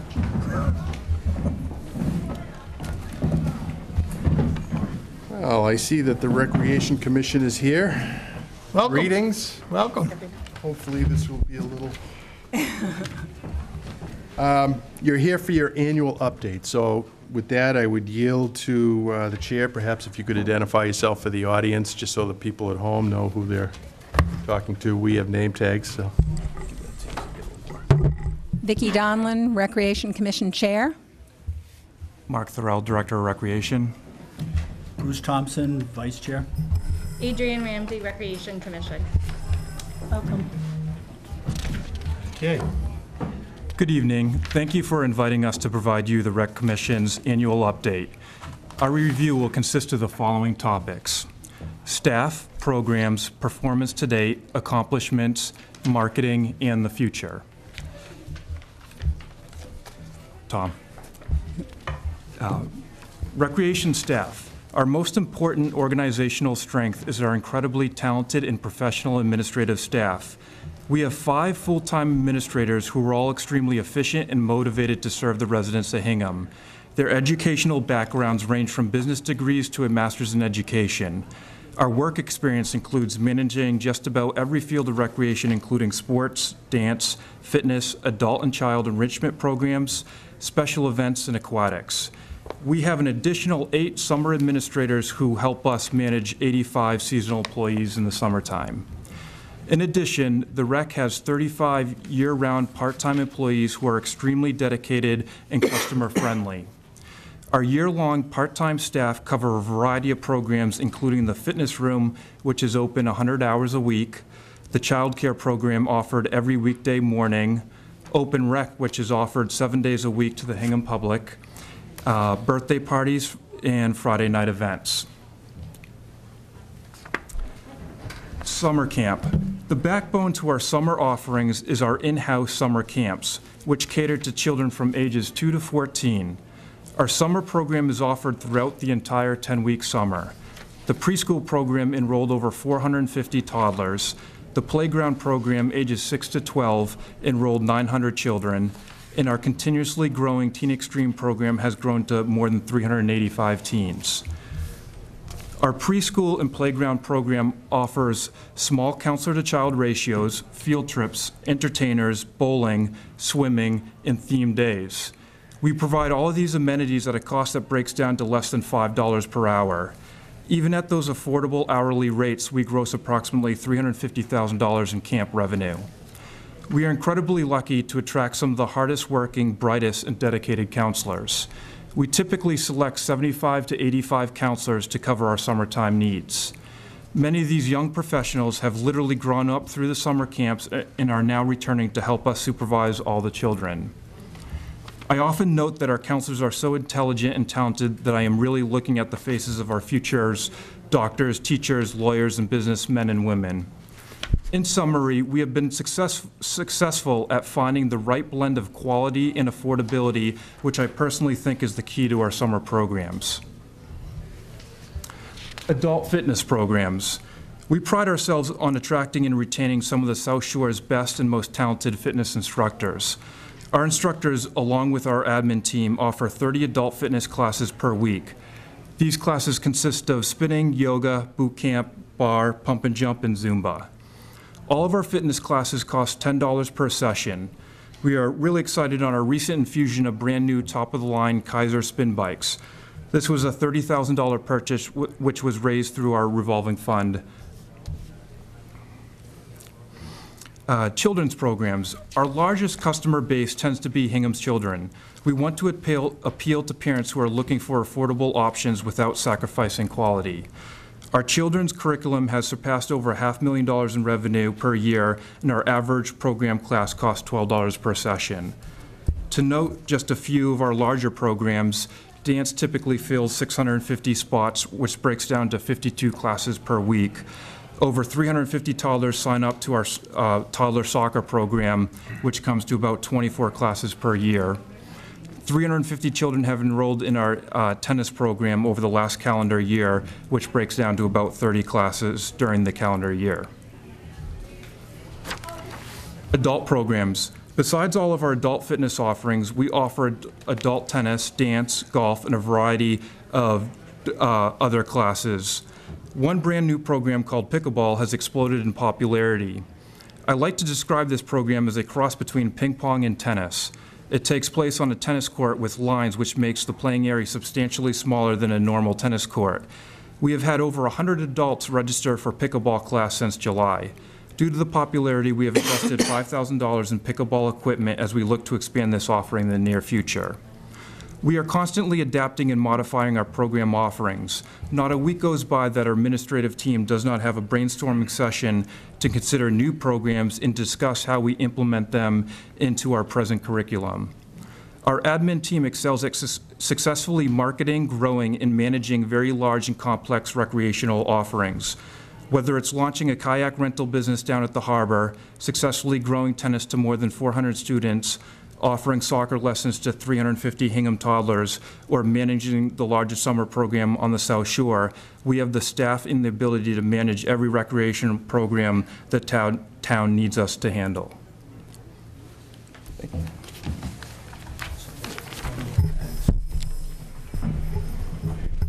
The next slide. So I'm going to talk about the performance to date. I think we begin with the 4th of July road race. And bless you. Many of you are familiar with that. It's become a huge success. After 58 years of running, it's 2,300 participants. When you look at the sponsorship, that involves approximately 35 businesses that have contributed to the program year in and year out. So overall, it generates about it generated this past year $100,000 in overall revenue, and it's really become the fabric of what the 4th of July really starts out with in the morning. It's become a great event for the day, and one of the things that's important to know too is with the advent of technology and the chip timing, I think it's become safer and there's less incidents, and it's become every year it becomes a better run race each and every year, and it continues to grow. This past year there were 2,300 participants, and you can see some of the sponsors listed down below in the lower right-hand corner. Next slide. This will give you an idea of where the revenue comes from, and when you look at inflows, this past year's $1.2 million in total. The fundraising revenue is $100,000 of that. So obviously the vast majority, the $1.1 million, comes from program revenue. So these are self-sustaining, and as Mark touched on, the biggest piece of that is the children's programs, which generate $500,000 in revenue, and that's the huge part of it. There's fundraising. Again, that's the road race. The fields revenue from that is generated through user groups. There's $65,000, and summer camp. And I think Mark alluded to it. The total participation has been huge. This past year, 1,735 kids participated in the summer camp program. And then, last but not least, is the adult program at 205,000. So that will give you an idea of the total revenue pie. One thing that Mark alluded to is the capability of the staff and the talent that we have, and part of that, what backs that up, is the software and the systems that are in place allow for REC to continue to be able to take on more in terms of new programs and new flexibility, and a lot of that's got to do with software systems and systems internally that allow Mark to scale. The fields, I guess the final point, we can go back just one more time. We look to break even with that on town-owned and managed fields. In other words, the inflow from user groups, whether they be youth sports or adult programs, we want to break that even in terms of the expenses. So the user fees tend to equal the expenses associated with maintenance of those fields.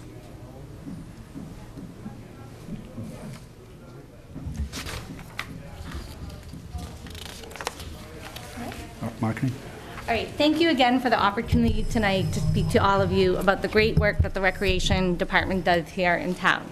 You've also already received a great overview of the programming from Mark Thorell and from the revenue generated by our programs and by the 4th of July road race from Bruce. I now want to take this opportunity to detail our robust marketing methods. The Recreation Department is able to reach residents from all over Hingham through our semi-annual summer brochure, which hopefully you've all received in the mail. Through email campaigns that use our database of over 4,000 Hingham residents, and through social media engagement such as our Facebook page, which has over 1,000 fans. If you're not a fan yet, please go home tonight and become one. As Bruce mentioned, the department also uses recreation software through Active Network, allowing residents to register for programs, membership, and facility rentals. In order to better understand how the Recreation Department markets itself, it's first important to understand the scope of our software. The software streamlines the registration process for both the user and for the Recreation Department. For the participant, a family has one login of individual usernames instead of individual usernames for each participant. I will give you an example. I use my one login to register myself for spinning, which I go to at Tuesday at 5:15 a.m., my son for Taekwondo, which is a membership that we pay each month, my son for rec camp, and my daughter for the dance program. And I'm also able to reserve space for my children's birthday parties. This automation decreases the transaction handling time. I can see the space availability in real time, and I'm alerted to the fact that there is limited availability in a program, prompting me to make a decision sooner rather than later. The rec department's customers have access to this registration 24 hours a day. I registered both of my sons for rec camp while traveling overseas for work this past spring. Through this software, I can track our schedules, print receipts, and view all of the program offerings. I registered my son for a program, Yoga for Kids, that I was not aware of during my daughter's dance class, so that he would also have an art activity to participate at the rec at the same exact time. This program truly enhances the customer's experience. From the department's perspective, using this software reduces administrative time needed to process registration. It allows the department to track customer payments to the current account. It allows the rec to efficiently manage its facilities as there is full integration between activity registration and facility reservation. It allows the rec department to monitor financial statistics, enabling the department to make informed decisions about the success of our program. And most importantly, it creates a database of over 4,000 customers for our email campaign, enabling the rec to market programs to past users and to drive online registration. The email campaigns, though, are only one part of the marketing strategies. The rec still believes in print materials, and twice a year, 10,000 copies of the brochure are mailed and distributed. We engage in social media, sharing our events and promotions through our own Facebook page, as well as other Facebook pages targeting the Hingham community. Today, I think we had 2 Facebook posts, including a new program that will be Crafting for Kids that will be held at the Rec Center. We ran a very successful Facebook promotion last year that increased the number of residents who became members at the Striders Fitness Room right here in Town Hall. Through our engagement with the community and the revenue that we at the Rec generate, the department has improved the recreational resources available to residents of all ages here in Hingham. In September, 30 new Kaiser indoor cycling bikes were purchased. I should have asked you to go to the next slide, so I do apologize. The 30 new bikes, as Bruce mentioned, were fully funded by the road race revenue at no expense to the Hingham taxpayer. The department continues to renovate the playing field on a rotating basis. And most recently, we spent $25,000 on renovating Carlson Field with more than 10 square feet of sod. The new jewel of the Town Hall property, the Rec Barn, will open in just a few months. And it will provide resources to the community that didn't exist before, such as public bathrooms at the Hingham Playground and at the Town Hall field, and for all the different things like Family Fun Day that the police department runs. We'll now have public bathrooms for everybody to enjoy. It also gives us much needed space. there will be a 1,300 square foot program room in this facility. That will alleviate some of the congestion that you feel here at Town Hall during the day by bringing programs over to the rec barn. We also invite all residents, and everybody here in this room, please do come, to the opening of the playground at Crestfield. This was a tremendous undertaking, and it's going to serve both South Hingham and the special needs community. Our opening for the grand opening will be November 5th at 3 p.m. However, if anybody has young children, as I do, the field is open for business. And I was there yesterday, and I told Mark there were probably, in quite truthfulness, about 50 kids playing there with their families. It was awesome. It's such a great space. And even if you don't have children, go over and check it out. It's really a remarkable facility. And as we mentioned, the rec is offering a revamped tennis program using game plays, teams, and modified equipment, providing more of a youth sport feel rather than the traditional lesson of 45 minutes that one might take. Each year, the Recreation Department strives to serve Hingham better, and our accomplishments this past year demonstrate this commitment.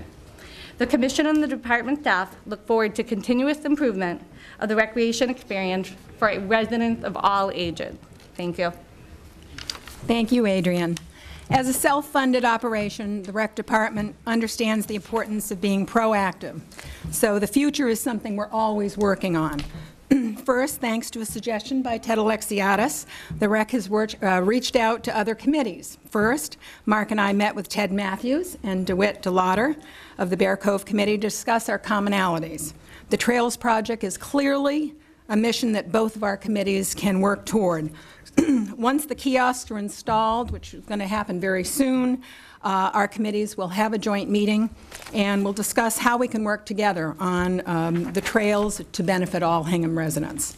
Similarly, we've reached out to the South Shore Country Club Committee, again at the suggestion of Ted, and have planned a joint meeting for Tuesday, October 25th. As you know, the Rec has proposed in the past to manage the South Shore Country Club pool, and we want to continue the dialogue to work with the committee to share how we can accomplish this goal and make it profitable for the town by doing it. There are at least 17 other rec departments in Massachusetts currently managing town pools and facilities. Wayland, Needham, and Canton are just 3 that are nearby. By reaching out to these departments, we are able to leverage best practices used to manage financially successful operations while providing high-quality services to Hingham residents of all ages. Clearly, swimming is something we can do at all ages, so it would be wonderful for the Rec Department to start to work toward that effort. Last year, the Rec worked with Jay and the Country Club in marketing the new tennis courts, which were provided by the CPC grant, and the partnership has been very successful in creating the summer programs, spring and fall programs that you heard about, that were all marketed through the Rec Department, generating as much as $25,000 in revenues. And this is, again, a tennis court that didn't generate any revenues in the past. This brings me to our latest partnerships with the trustees of the Bathing Beach and the Harbor Development Committee. Both were working diligently to invigorate our beautiful Hingham Harbor with a new bathhouse and brick pathway. Last spring, after town meeting approved CPC funds for the bathhouse, I began attending joint meetings of these committees to begin the process of understanding the concept that they wanted to present for the long-term dream of a play area concept into the mix. Clearly, a concession tenant would look at the harbor as the place where parents and children want to come to recreate and play. The Rec Commission wants to bring this dream of a play area to the site.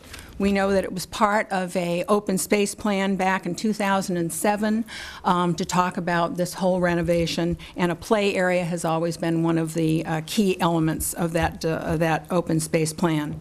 The Rec Commission believes that to bring a play area to the site, we needed to hire a playground consultant, which we have done, to evaluate the area, work with all the committees that I've just mentioned, and we hired Nancy White, a playground consultant who not only works for all of the DCR playgrounds, but is currently working with our Hingham school departments, and maybe you've met her or know of her, but with the issues at the playgrounds in Hingham, she was hired to work with them.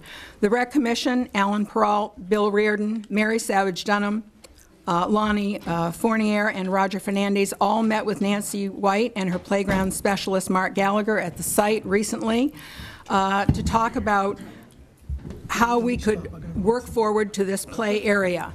Both the trustees of the Bathing Beach and the Harbor Development Committee have written letters of support, which I think you have in your packets tonight.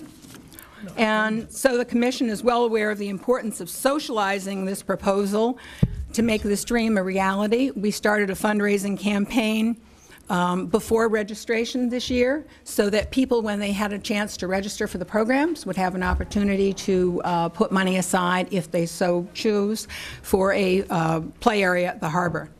So tonight we want to ask you to vote on approving the Rec Department's CPC application funding of $50,000 for the parcel, since it is a Board of Selectmen parcel at the harbor. The $50,000 is the exact amount that will be returned to CPC funds by the State Office of Energy and Environmental Affairs once Crestfield Playground is opened, and that was the reimbursement grant that was approved last year. The remainder of the funds of the project, which we estimate at not more than $150,000 in total, and maybe less than that, would be fundraised by the Recreation Department. And as I said, this has already begun. Obviously, the approval is a process that goes forward. We understand that the timeline is most likely the spring of 2018. So as I say, I want no confusion. We're not trying to move too fast on this. I think you all know that CPC funds, we have 2 years to spend those funds. So moving forward, if we were able to get the CPC funds this year, spring of 2019 would be a timeline that we could easily move forward toward.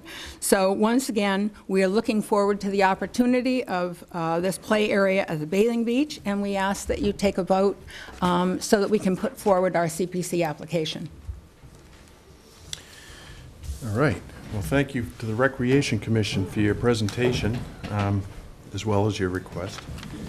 You know, my own view on the request is that I very much enjoy playgrounds. I lived on Canterbury Street for a number of years, and I always took my kids down there to a playground that no longer exists, which is too bad, because that was a neighborhood playground that I thought, you know, small, but it did the trick nicely. My hesitation on going forward in the harbor is quite simple. I don't know what's going to be in there yet. We have a presentation by Mr. Peralt, and I see his planning expertise in there, happy to say, and the Harbor Development Committee as well. I also happened to attend the forecast meeting yesterday, and I'm not the expert that Mary Power is, but I know when I'm hearing storm clouds, and we're in for a rough patch. So I want to proceed very deliberately and cautiously with any kind of plan that involves, you know, serious expenditure of money on capital improvements, playground. That being said, I learned how to swim down at that bathing beach. I used the swings on that site. So there were swings. There was a play area down there. Yep. I was little enough at one point to use those. So that's kind of my reaction to your request. I'm not against the concept by any means, but I think that the planning iteration is sequenced by establishing with precision where the new building is going to be. I want a robust discussion about the existing bathhouse and the necessity to keep it there. As I said, you know, we have no growth revenue at all. It's flat, and there's no prospect of that spiking up. So we have a lot of needs, capital needs, fire station, schools, we're always talking. So my inclination is to move very carefully and judiciously, to take a vote to put in playground there right now. I'm speaking for myself, of course, but Can I just respond? Certainly. Just briefly. I mean, again, we're not asking for a playground to be put in. We're asking for you, the Board of Selectmen, to allow our CPC application to go forward. You could always, at any time, decide not to go forward. CPC can obviously also not go forward, where the CPC application is for $50,000. So all you're basically saying is that you would allow us to put forward, we have brought in the consultant to say, clearly the best area on the harbor is down, which is on the Board of Selectmen site.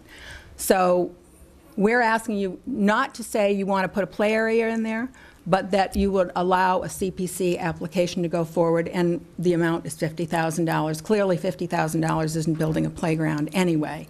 So it is baby steps. We understood if CPC were to go forward, we would be before this committee many times before this would happen, for location, for all of those things. So again, the timing of this is, in my opinion, being on CPC, because the $50,000 is coming back to CPC from the reimbursable grant from Crest Field, it's the perfect time for this money to be put aside for this potential other playground.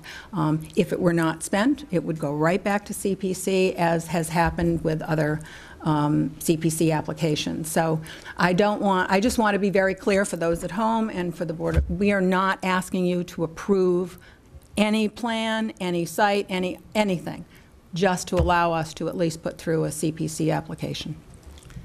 My limited experience in this area suggests to me that this kind of funding precedes, a formal request for something more vigorous. We had that happen with the Hawk initiative last year, and there was a proposal that there be some money set aside to study engineering and whatnot. We declined by a majority vote to do that, and I think that we sensed that we were being asked to start a process that would inevitably yield to spending a lot more money than we thought we could do. So again, this would be a fundraising through the rec department. No taxpayer money would be required or asked upon at all. This would be fundraised through the community. So I just wanted to be very clear on that. We have got the fundraising already going. People are giving money to a play area at the harbor. So we had no plan of coming to the town. I'm glad you are. Okay. I'm not saying that is something you shouldn't be doing or trying to discourage it in any way. If it could be completely funded by donations, that'd be great. That would be the plan. That's a very sensitive area. There's a lot of eyes on it, a lot of committees, selectmen, trustees, harbor development, planning board, ZBA. There's a lot there. So anyhow, that's my reaction. I'd like to hear Mary's got anything to say. I'm still trying to digest it. So first of all, I want to say thank you for all the great programs that you do, and in particular, I am really enthusiastic about the continued partnership with the South Shore Country Club. And I think we've talked about all the great synergies that can happen there in so many different ways.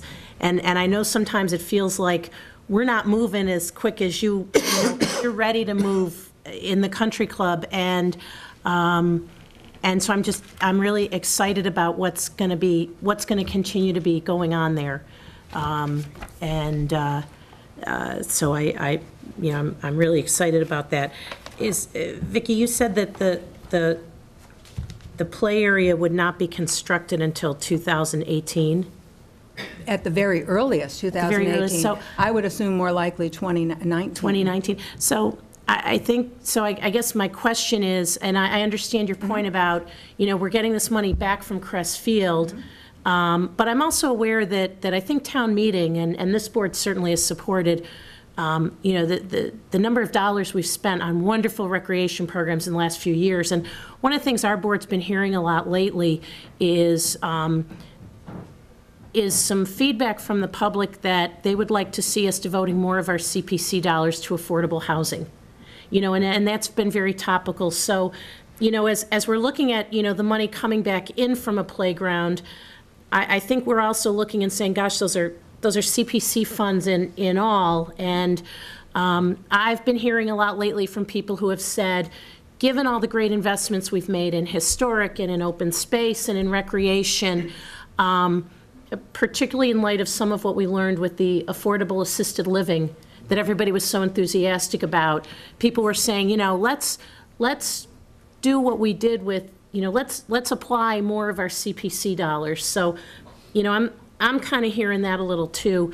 The other thing I'm hearing a little bit, and I see the Bathing Beach folks here, is, and we've talked about the location of the Bathing Beach. I've had even today I was with some people, and, you know, I think there's a lot of sensitivity to any activity just down at the harbor.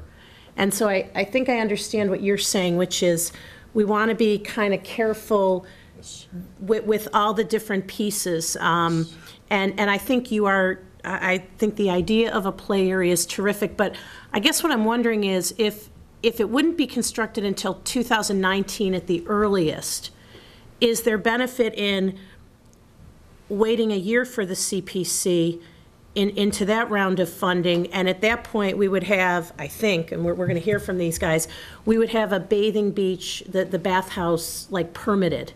And so then all of a sudden we could say, well, the bathhouse is here, and so the play space is here. I'm just wondering if there is that time buffer, if we might want to consider taking this application up in a year. And again, that's based on the fact that it sounds like it would work for your timing, and it might create an opening for more CPC dollars to be directed to affordable housing, which is like really become a hot topic. The only thing I can say, being a member on CPC, there are no affordable housing applications in this year. So as much as I'd like to say, Mary, CPC could do that, there are no applications for CPC this year for affordable housing. Mm-hmm. There is the reserve fund that will always go forward. The money goes there. So this does not take away a nickel or anything from affordable housing. It goes into reserve, but there were no applications this year. Okay, and that's helpful to know. Thank you. You know, so I think that's important. We purposely did not do a grant from the Office of Energy and Environmental Affairs because we did not want to go in front of Laner, which is up for a grant, which we will know by November. So very possibly this playground, if it goes forward, we will be able to apply for next year. And again, just as we did with Crest Field, very likely we'll be able to get funds from the state. So when I say 2019, I'm just suggesting, because we are very sensitive to what the Harbor Development Committee and the trustees are doing. We have been with them every step of the way. We certainly don't want to step on anything that they're doing, and this is why we have been working together and all of our meetings to make sure they realize we're not trying to do anything that would get in the way. And I'm thinking more too, and I appreciate both the coordination, and I also appreciate the sensitivity last year to grant funding potentially competing with the Laner, and really appreciate that. I guess I'm thinking of it too from the public's end. You know, as they're seeing and hearing about these different projects, and in particular, kind of the bathhouse. Are we kind of sequencing this in a way that for the public, I'm still hearing some people say, gee, what, do we really need a bathhouse there? I know we got the money from the state, but gosh, it's obstructing the view to the harbor, it's obstructing access. And so I'm just being really careful, as I know everybody else is. So I am wondering if in fact the construction of this wouldn't be for 2 years, is there harm in as a town taking this up when the bathhouse is a little further down the road? I'm just kind of trying to asking myself that question. Yeah, and again, the only way I would answer that is I've learned with working with the town that things take time, and we want to work with the town to get all the time and the socialization. I'm sure there are many people who would like to speak to any kind of play area, and we want to hear them out. But unless we start to move forward in some fashion, they hopefully could come to a CPC meeting and let the CPC know that there's no interest in this, if that's how people feel, in which case CPC would not go forward, in which case town meeting would not go forward, and at least we would have, as you like to say, socialized the idea. This is all about socializing the idea, as we have done with the committees that are down there, who have put it on their plan as a small play area. So again, I want to be very clear. When we say play area, I just don't want you to get this idea that we're talking about some huge, we're talking tables perhaps with chess. Have you seen the picnic tables with chess? You know, a small area where maybe people can sit and watch their children swing on a swing and maybe climb on a small apparatus. Very small area. I'll turn it over to my colleague. I guess the other piece that I would just say is that the way I view it, and this is the first time I've been on the board when we've been asked to sort of endorse, to sort of give our approval for a CPC application.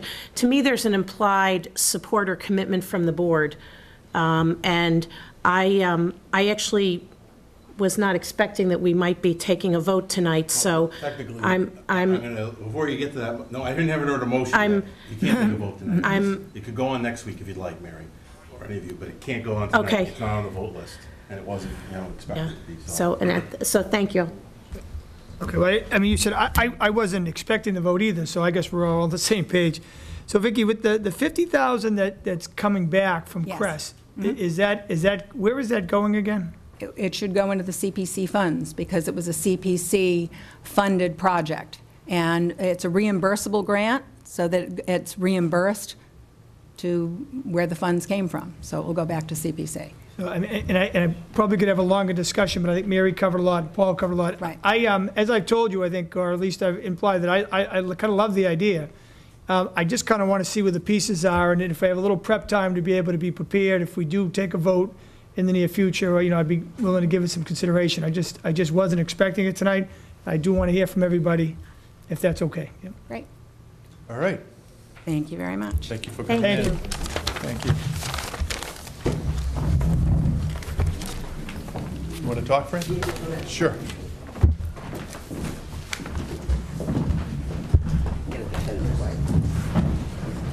Fran Donlin, 12 Florette Circle, better known as Vicky's husband.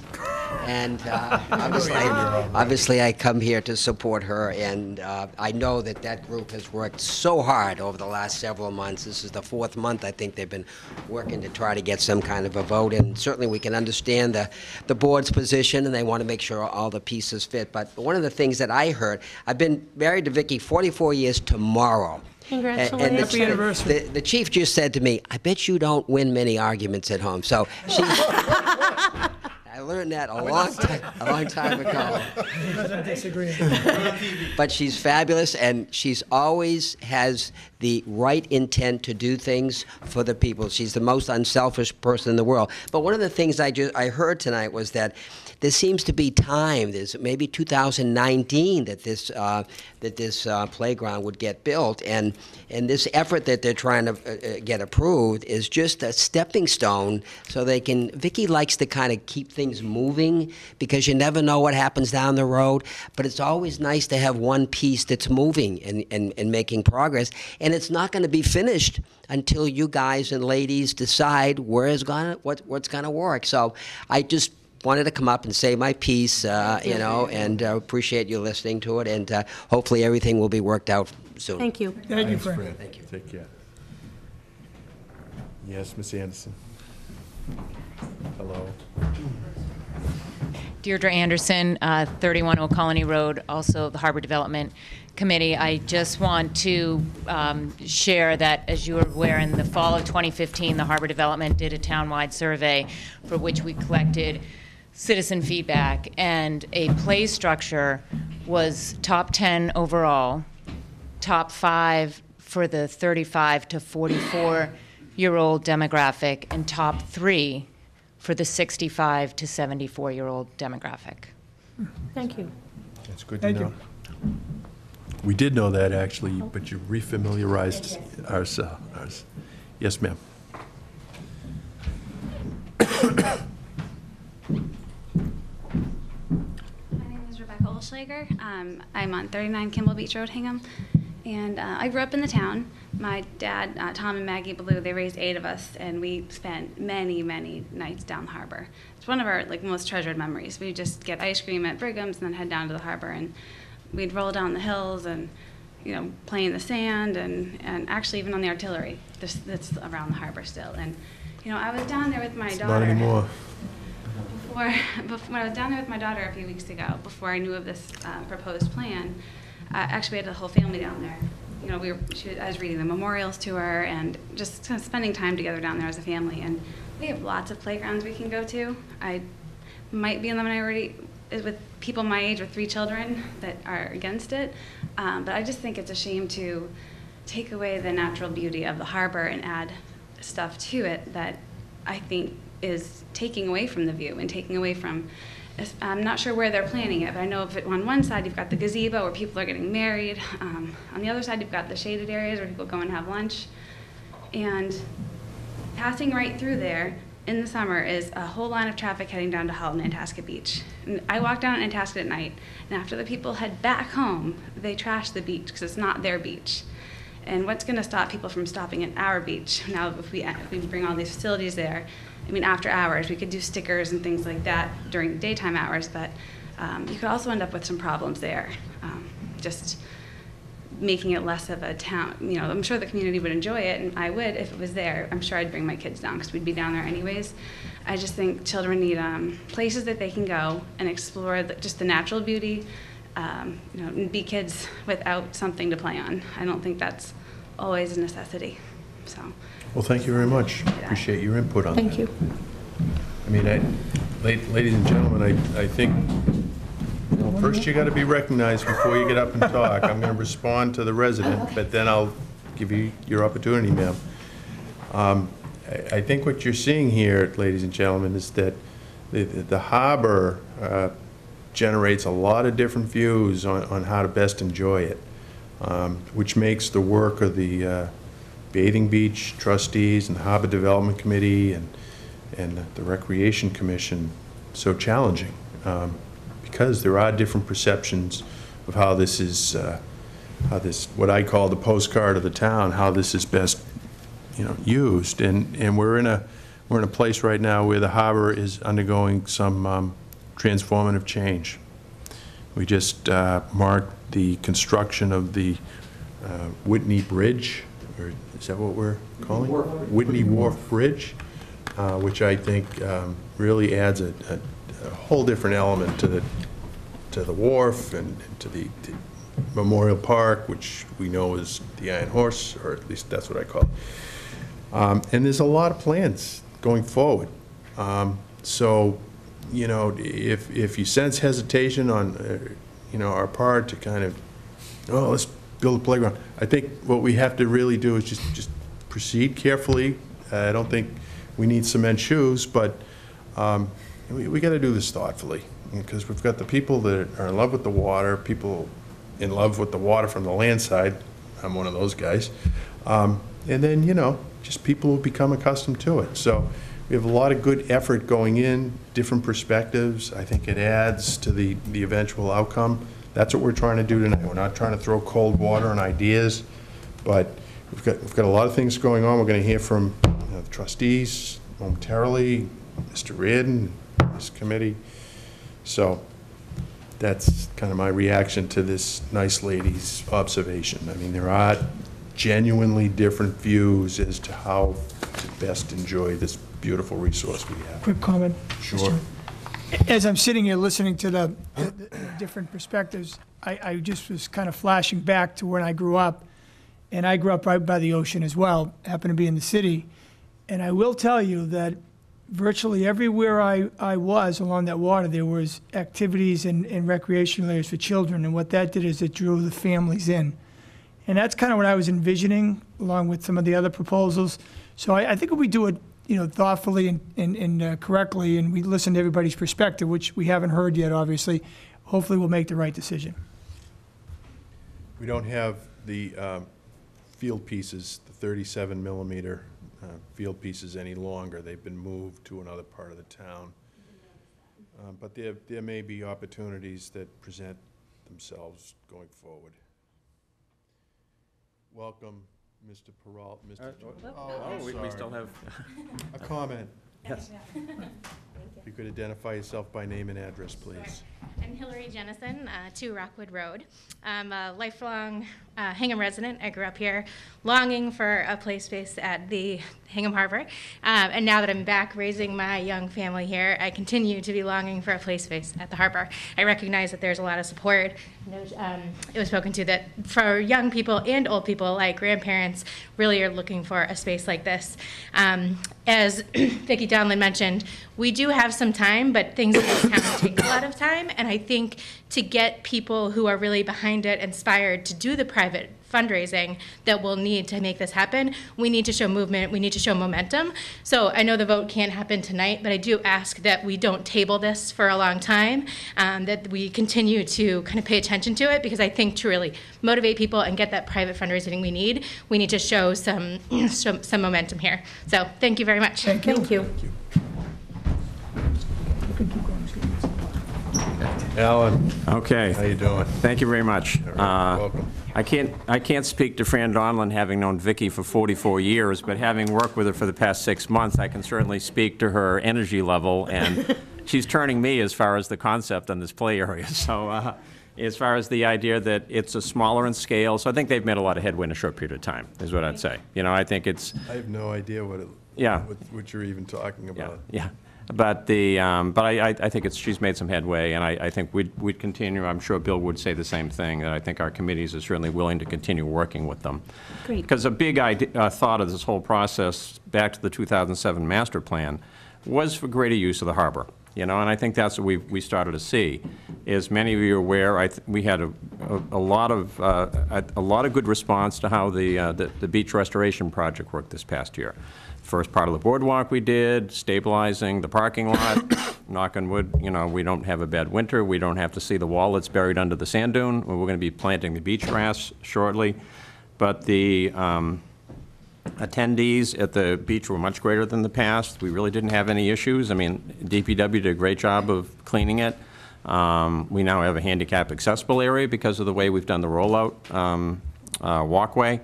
And I think it's been successful, and it's kind of an ongoing thing for us to continue to work towards that end. The major thing we want to talk about is the new bathhouse concession space concept, which, as you all know, was first envisioned with the 2007 Harbor Master Plan. And as Paul Lasorda said, we tried the Tom Sawyer approach, getting someone else to build it, you know, and we went that route and found out that it was just too expensive. Working with Roger Fernandez, we were able to get a $700,000 grant from the Seaport Council that was matched by $150,000 in town meeting funds. That doesn't mean we can build it for $850,000, but part of our thought is if the RFP for a concessionaire could go out sooner than later, our thought is that we will get enough revenue. They were going to give us $3,000 per year, Sullivan's, when they were going to build an old building. I envision us getting something like $2,000 to $3,000 a month. So this is something that would be a positive income project. And the other thing that's evolved out of this from the early thing is to also have a small community meeting room that ties to Hingham's maritime history. And I know that the rec department has supported that concept. We got it from the Friends of Hingham Harbor like the concept. It's not a big room, about 500 square feet. But the idea is you could do like yoga programs there. I see Vicki nodding her head. You could have, you know, anniversary parties there. So I think that'll be a revenue maker as well. The building as it sits now, I think you've seen a plan of it in your packet, is about 2,700 square feet. The architect will be at the beach on this Saturday. It was in the Journal this week at 3 p.m. Today, the outline of the building was staked out. Roger Fernandez is going to put up a pole to see what the maximum height is. Thank you. Yeah. And what is the design height? The maximum height is 24 feet. So it's about the height of a colonial house or something. Mechanicals? Excuse me? With mechanicals? With mechanicals, yeah. And mechanicals are below the peak of the roof, Paul. So, so the max height would be 24 feet. And that's kind of working with the contour of the land. The other thing with the location of the building, I know people are concerned about vistas of the harbor, and we're cognizant of that.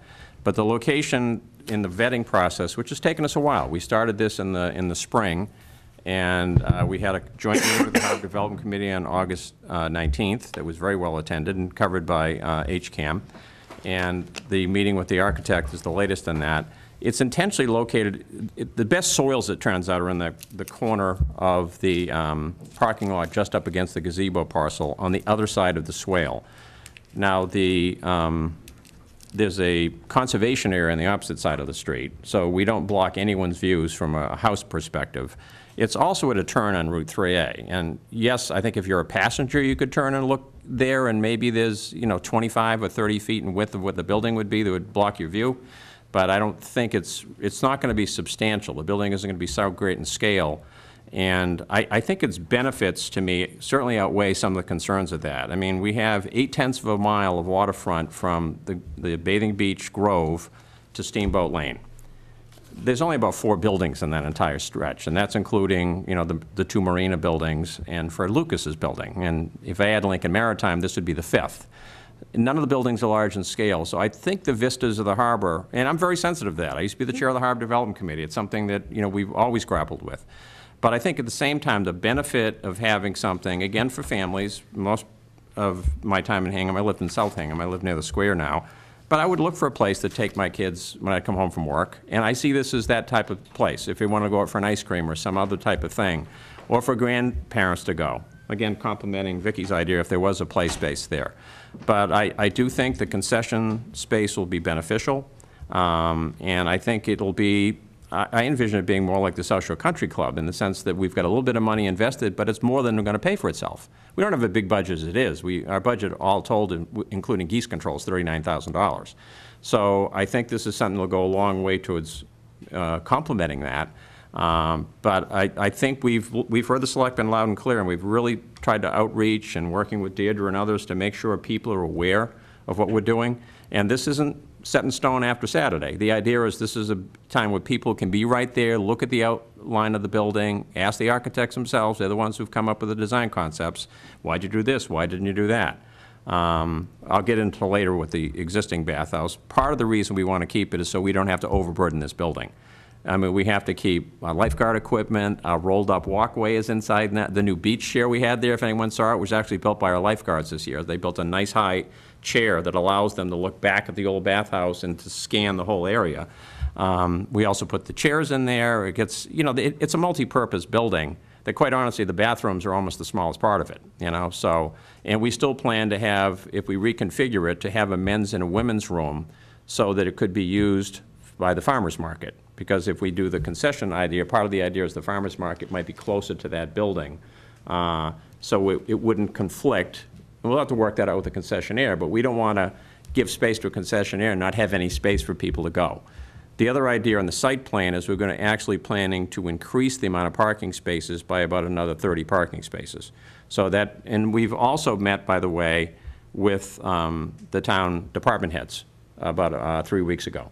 So planning, conservation, police chief, fire chief, building department, sewer department. So we're going through that whole process as well. We'll have more meetings with them. It's an historic district, as you know, so the architecture is important.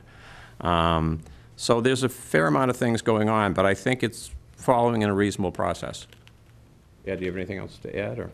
No, well, I was in there today, and already we had the roll-ups from the walkway and the lifeguard stand, but we still got to put the picnic tables in there also, so that building's going to be full of equipment.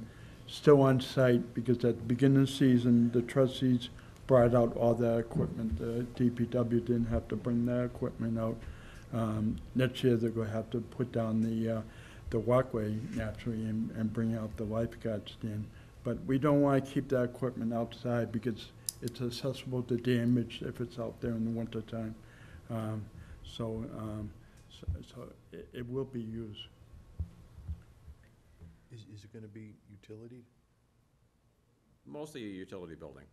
But is it going to be utilitied? Are you going to have power? Oh, yes. We still have electricity, and we still have a septic system that's operable. And the other thing is, quite honestly, we couldn't rebuild a building in that location because of it. But as many of you know, we actually had work done, by the Plymouth County Sheriff's Department, and we also had some clearing done by the district court. So just for the cost of, sandwiches and the cost of paint. We actually got the building inside and out painted this year. We really, you know, for... It's a community service work-off? It's a community service work-off. Okay. You know, so I think it's looking as good as it can look. I mean, it's always going to be a utilitarian building. It was built in the 50s, and architectural style was not its strong suit, but it looks the best it has, and I think it's a pretty unobtrusive building. It's a low-pitch roof, and I think there is a need for even storing our own equipment. In time, actually, we didn't have enough money in our budget this year. We really want to get one of those chairs for handicapped people, you know, so with the big wheels on it, so we can actually get people onto the beach. And hopefully we'll have enough money in our budget next year that we can at least try to squeeze that in. We have some more signage things we want to do. We just got the beach done just in time. We know we have to sign it better in the sense of, you know, the times the dogs can and can't be there, of, you know, keeping the parking right along the beach for beachgoers only, so it's not used during the farmers market. So there's more work to be done, you know, and that's one of our ambitions this coming year, is to get a better handle on those things. Okay. Questions? So first of all, I want to say thank you for listening to the suggestions from the board about socializing, about trying to show the footprint and the height, and the process that you're going through. I think it's going to help make sure that the public is aware of what's going on, and they have the chance to give their opinions about what they like, any concerns they have, before we've gone beyond the point of no return. I also think that it's going to really facilitate the permitting I think that's going to pay off as well in the permitting process, because you're going to hear some of that feedback, you know, a little bit sooner, and you know, looking forward to going down there on Saturday. I have to say, with the building, you know, with the old bathhouse, I'm conflicted on it. And on one hand, I say, well, you know, yes, there's a need for storage things, but I think about those things, and I would ask us to consider whether there might be another place within the town. It's not like we're pulling them out, you know, we're pulling them out once a year, we're storing them once a year. So, you know, if you have to drive them a few extra miles, I think we have, you know, we have trucks and things that can help with that. And kind of where I'm coming from is that, you know, we sort of said, well, we're gonna put a new bathhouse up and replace the old one. And so I think some of it is Vista, but I also think some of it is that there's a cost to a building. There's a cost for utilities. You know, maybe at some point there'll be some capital that's needed. And I kind of sometimes feel like if we don't, you know, it's sort of like with your house, you know, when you're replacing something at your house, you know, if it goes right to the swap, it goes out of the house. If it goes up in the attic, it sits in the attic for like a super long time. And I don't know, that's not a great analogy, but Yeah, I guess where I'm sort of coming from is, are we, you know, I'm a little bit conflicted, I guess is what I'm saying. And I would ask us to look for maybe alternate sites for where, you know, is there another place we could put some of those things? I would think, the word you're looking for is, we try not to grow the fleet or the asset base. I know Right. in capital, we really require departments to turn the vehicles in when they get a new one. And we always get a request to keep the old one. I got this little thing I can do over here, and then you go from 10 to 11 to 12 to 13 to 14.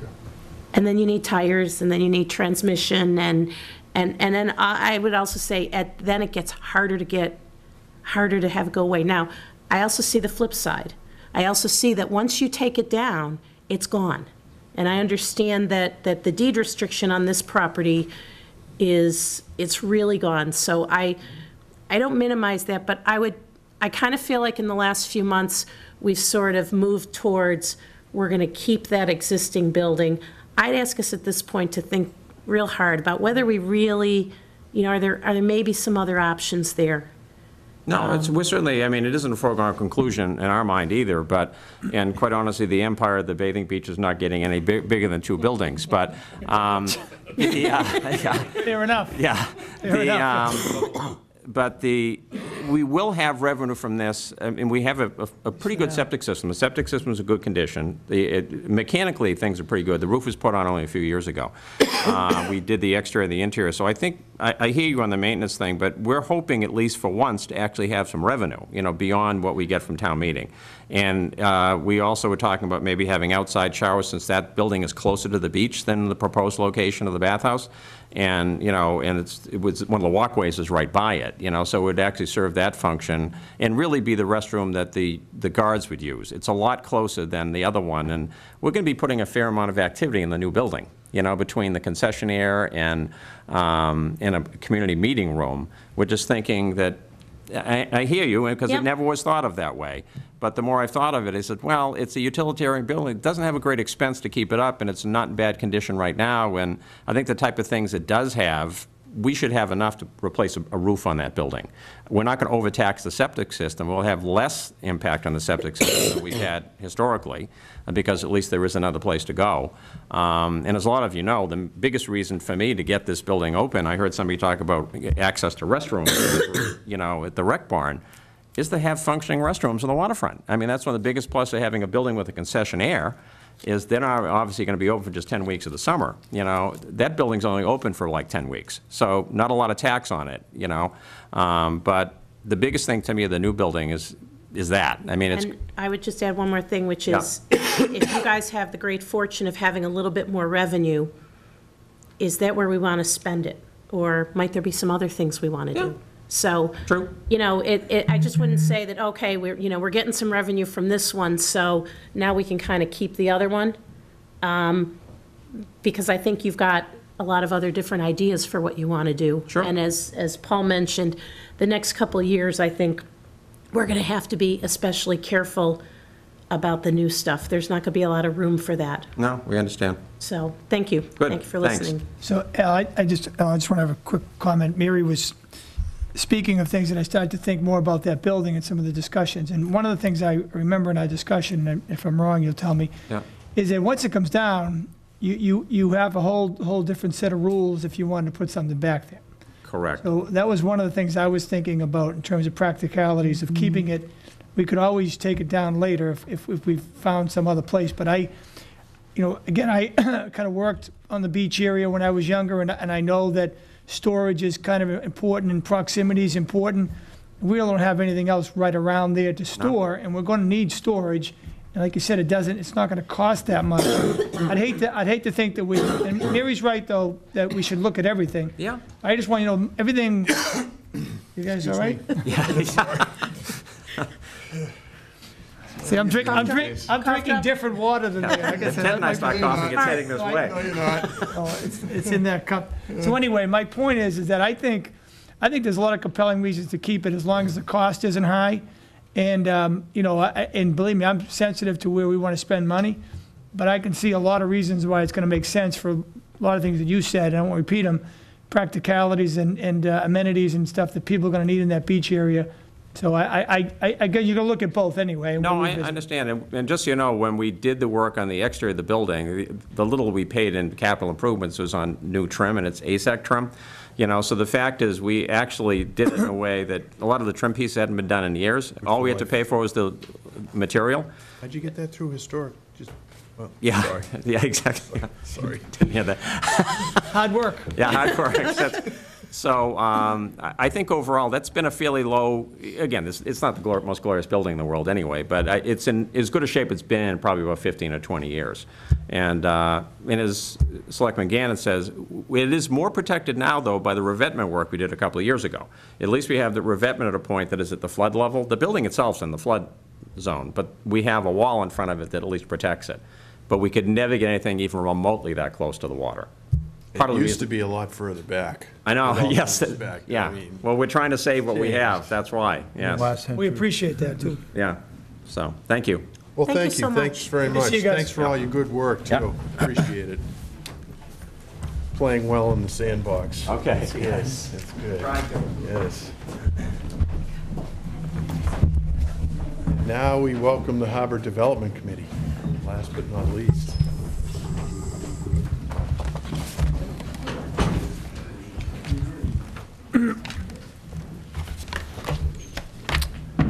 Good evening.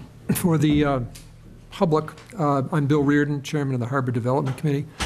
Deirdre Anderson, another member of the Harbor Development Committee, is here with me tonight. And Alan, of course, was the prior chair of the Harbor Development Committee, and we continue to work very closely with them. I'm a little concerned that we've saved, arguably, the sort of more complicated thing for last here, and I hope you'll stay with me. I spent, do our best. You can count on it. My purpose tonight, principally, and in terms of, I will respond to any other questions that the selectmen may have, but the major purpose is to bring before you the recommendation of the Harbor Development Committee as to how we proceed on the issue of sea level rise and securing our waterfront.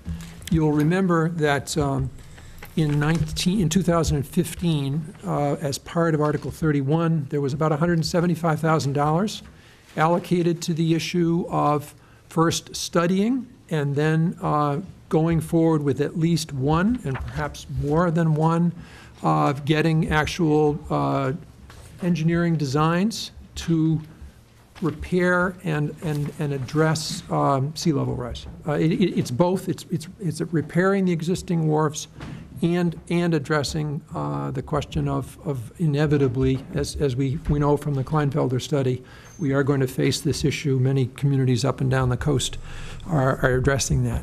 So just to make sure we're all talking the same, I'm going to do a little dog and pony show here, so we just remember. I know with any committee that I've met with, they say, well, which one is that? Which wharf is that? So just quickly, on the chart. This is the original 2007 master plan, showing, interestingly enough, the proposed children's play area and some walkways along the beach. But just in terms of the things I will be talking about this evening, this is Town Pier. Paul calls it Iron Horse Park. This is Whitney Wharf, been redone, doesn't show the bridge that now exists to cross. The next area is so-called the Veterans Memorial Park. That's sort of separated right here.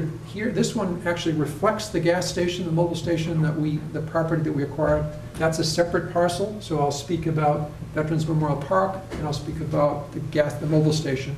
And finally, we're all well aware of the Hingham Maritime Center on Barnes Wharf, sometimes called Barnes 1. This is sometimes called Barnes 2.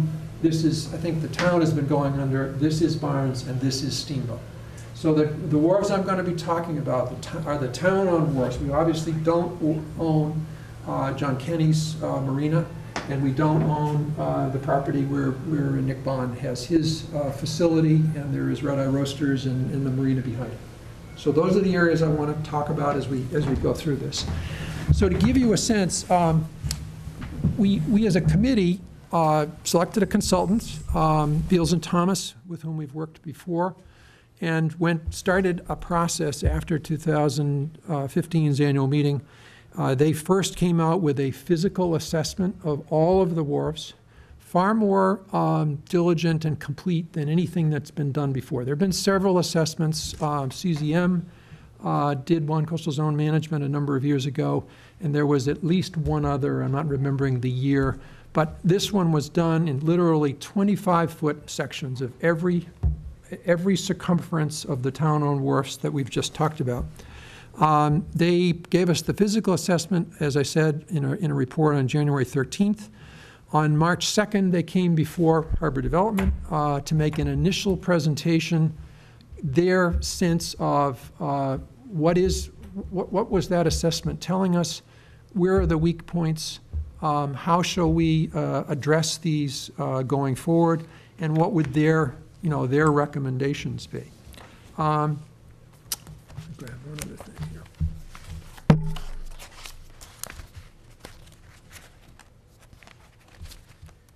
You have in front of you the next piece, which was their first report in March was an initial presentation.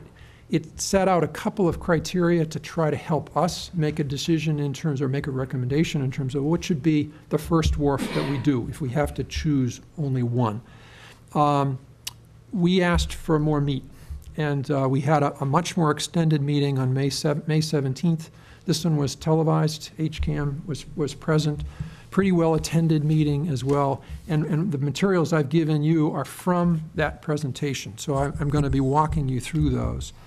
And then that presentation, by the way, introduced a lot more criteria than the original May presentation, and frankly backed off a bit from making any kind of a recommendation, because they realized as consultants, they said, look, there are lots of competing criteria here. How do you as a town prioritize those? And that's not a consultant's call.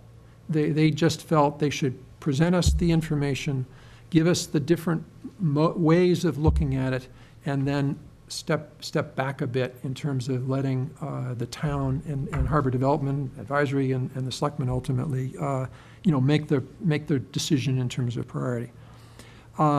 That was followed on June 14th with a very long meeting of our committee, going through this more detailed presentation, which I'm going to talk about in a minute. At that meeting, we took a vote, and we prioritized. Each of the committee members listed their priorities, one to 5 or 6, and we did the math and figured out on a weighted basis which one won out. Subsequently, and this is in part at the suggestion of Ted and Mary when she was the Harbor liaison, we met with the advisory committee on September 19th, and I have walked this presentation through with them. Tom Mayo was present for that meeting. So to give you a sense in this material, so the cover sheet is just our favorite picture of the harbor. Page 2 is just to remind us of the key criteria, which is Kleinfelder saying, look, there's the probability that we will have sea level rise, and they did that out over different time frames, 2030, 2070. What's the likelihood of a 100-year storm providing a severe impact on the town? So it's an annual likelihood. And then they also spoke about a consequence. What are the consequences of a major storm? And this is either cost and damages, loss of key services. Things come to mind like the pumping station in the Station Street parking lot, which right now is below grade and could be flooded and would be a major problem for the town if we didn't have sewage being pumped out of that area. So as you know, Kleinfelder said, look, be thinking about all of this as you're looking forward. So that's in part what this study was intended to do. The next page, I'm not going to spend a lot of time on right now. I just wanted you to have a sense of the detail that they went through. They actually listed the number of feet of each of the wharves, short-term repair costs, intermediate, and then long-term. There's some interesting plays here in terms of if you do things sooner, sometimes it costs less over the long term. I'll give you a bit of a sense. Can I interrupt you there? Sure. I see these construction costs, but what is the construction? Is it to rebuild the existing seawalls? The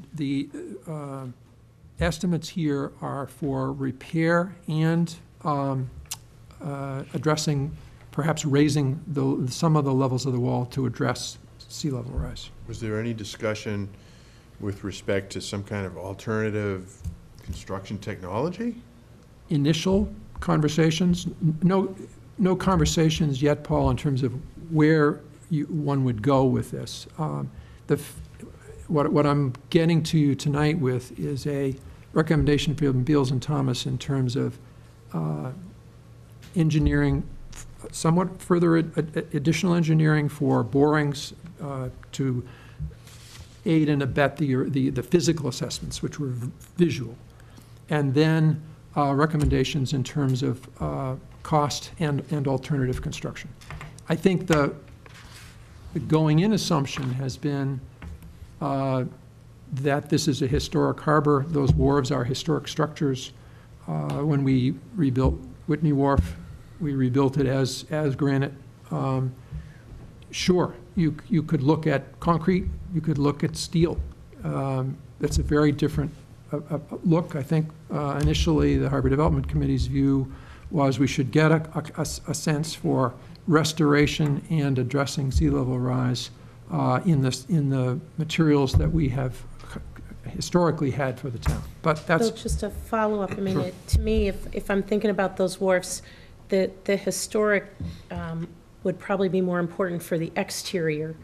But if you're, you know, for example, Barnes Wharf, which requires a whole lot of repair, you know, is there a way to maybe use some material on the part that you know, on the interior that could perhaps either be more cost-effective, easier to maintain, longer longevity, and then perhaps the exterior piece, the part we all see, is more in keeping with the historic nature of the harbor.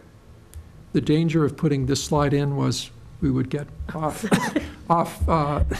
So I want to respond to all of your questions, but I want to make sure we get through the thought process and the recommendation. I guess my question is just, would that be in the universe of considerations down the road? Possibly, but there are some, Roger Fernandez is not here with me this evening. He's our internal guru, if you will, and our consultant. He, together working with Beals and Thomas, would be looking at what are those alternatives.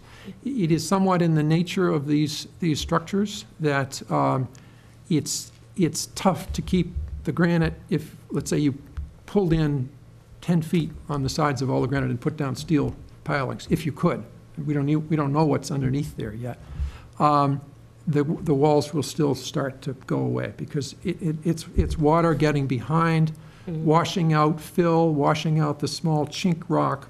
The typical repair structure, if Paul Lasordo or Alan, of course, could speak to this, you know, is more likely you dig out behind, you rebuild the wall to address bowing and poor construction initially.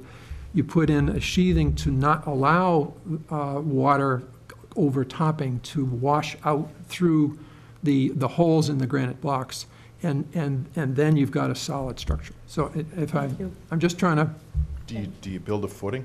If you're going to go with the granite walls, would you build a new footing for them to sit on, or? Whitney Wharf was done basically using the. It depends on the assessment, Paul.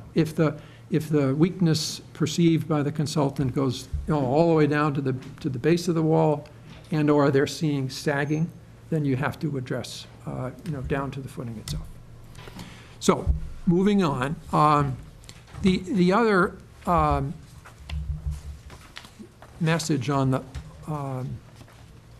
let's see, I wanted to give you on page 4 some sense of, I'd mentioned, the criteria. They gave us probability of exceedance, consequence of a problem of overflooding, then a risk ranking, which matched those two, sort of compared consequence and probability and said, hey, which one comes out based on that as potentially, the highest risk. They also, in a subsequent slide, this is your slide 5, organized by cost, using their estimated cost, saying, well, you could look at this and say, well, which do you want to just say we're only going to go for the low cost items first, because that's what we can afford, or that's what we can see the Seaport Bond Council perhaps approving if we were to be effective in getting outside state money to support some of this. They also. Can I stop you for a second? Sure. You've indicated that Steamboat Wharf is the highest risk on page 4. And page 4 on is 5, it's the least expensive cost. It's Am I reading that right? no. On page 4, it's shown as a low risk of consequence, because there's not much behind it, and a very high risk of flooding. Steamboat Wharf is failing. It is the least. Is there a risk that it's simply washing into the harbor if it's not addressed? Yes. Over time. Not next year, but in the near to medium term. Has there been an assessment done by these engineers as to how long we have before that starts to occur in earnest? They weren't asked to do that. They were asked to make the assessment.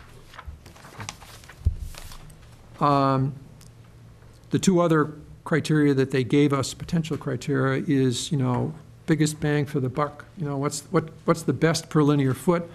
And you all know that Roger, in looking at highways, tries to do best ROI, to sort of say, look, over time, if I spend money now, what's going to be the cheapest effort, as you look down long term? All of that comes to roost on page 6, Yeah. which is the sort of summary rankings. And what this is trying to do is sort of lay out all those other criteria and give us some sort of ranking. This is Beals and Thomas. And again, they give you each of those criteria that I mentioned to you earlier. What's the highest risk? So, for example, the former Mobil Station and Barnes Wharf may be the highest risk in terms of consequence. There's different pricing connected with those. I will say that we added as a committee one other criterion, and that is use. We tried to say, well, which of these wharves get the most use, are most visible to the town? Where is there more activity? And obviously, Town Pier and Barnes Wharf probably rise to the top when you look at it that way. Veterans Park, Mobil Station, it's currently not a dramatic amount of use, so that was perhaps lowered down. Bill, in the green area of the chart, I'm having trouble seeing where Town Pier on this summary chart shows up. It does not. And that's a kind of, that was like a moderate in terms of exceedance and consequence? Yes. Okay. That's correct. So that would be like a 2? Yes. Okay, thank you. The other thing that's very important in terms of this is we're trying to make, just to kind of remember back to where we started. We had $175,000. We spent about $55,000 getting us to where we are now. Best assessment of physical condition that we've ever had. And a sense of, what are the kinds of things that we, as a committee and as a town, should be considering. And we've tried to balance those out. But the consultant, emphasized, to choose one versus another when they all need it at some relatively near term. We can't spread this out over 5, 10, 15 years because the conditions will change and we'll begin to incur more damage. So in his view, for the development committee and advisory and you guys to sort of say, yes, we think the one we should start with is the one we've selected, we're going to recommend to you, is less meaningful if we're going to adopt a program that says we're going to get to the next phase, which is to have engineering done, any further borings that are necessary, so that we would have designed construction plans ready to be permitted and or to be sold, if you will, to outside jurisdictions such as the state to receive support funding. So if we've 175, we spent 55, we've got about $120,000. The selection that we've made, and I'll explain in a minute why we did, is Town Pier to be the first. And the cost of that is something on the order of $80,000 to move that one as the first one. That would obviously expend most of our remaining funds. The cost to do all of the 4 piers that we're focusing on, which are Town Pier, Veterans Park, Mobil Station, and Barnes. Frankly, Steamboat we have not prioritized because it's the least used, it's the least risk, and it's the worst condition, and it's a very big dollar amount. So we've sort of taken that out of the equation. We've not also addressed the portion of the wall along 3A, the Rotary, because we're fervently hopeful that the state, as they address the Rotary, may give us a hand there. So finally, in the end, the committee went through all of this,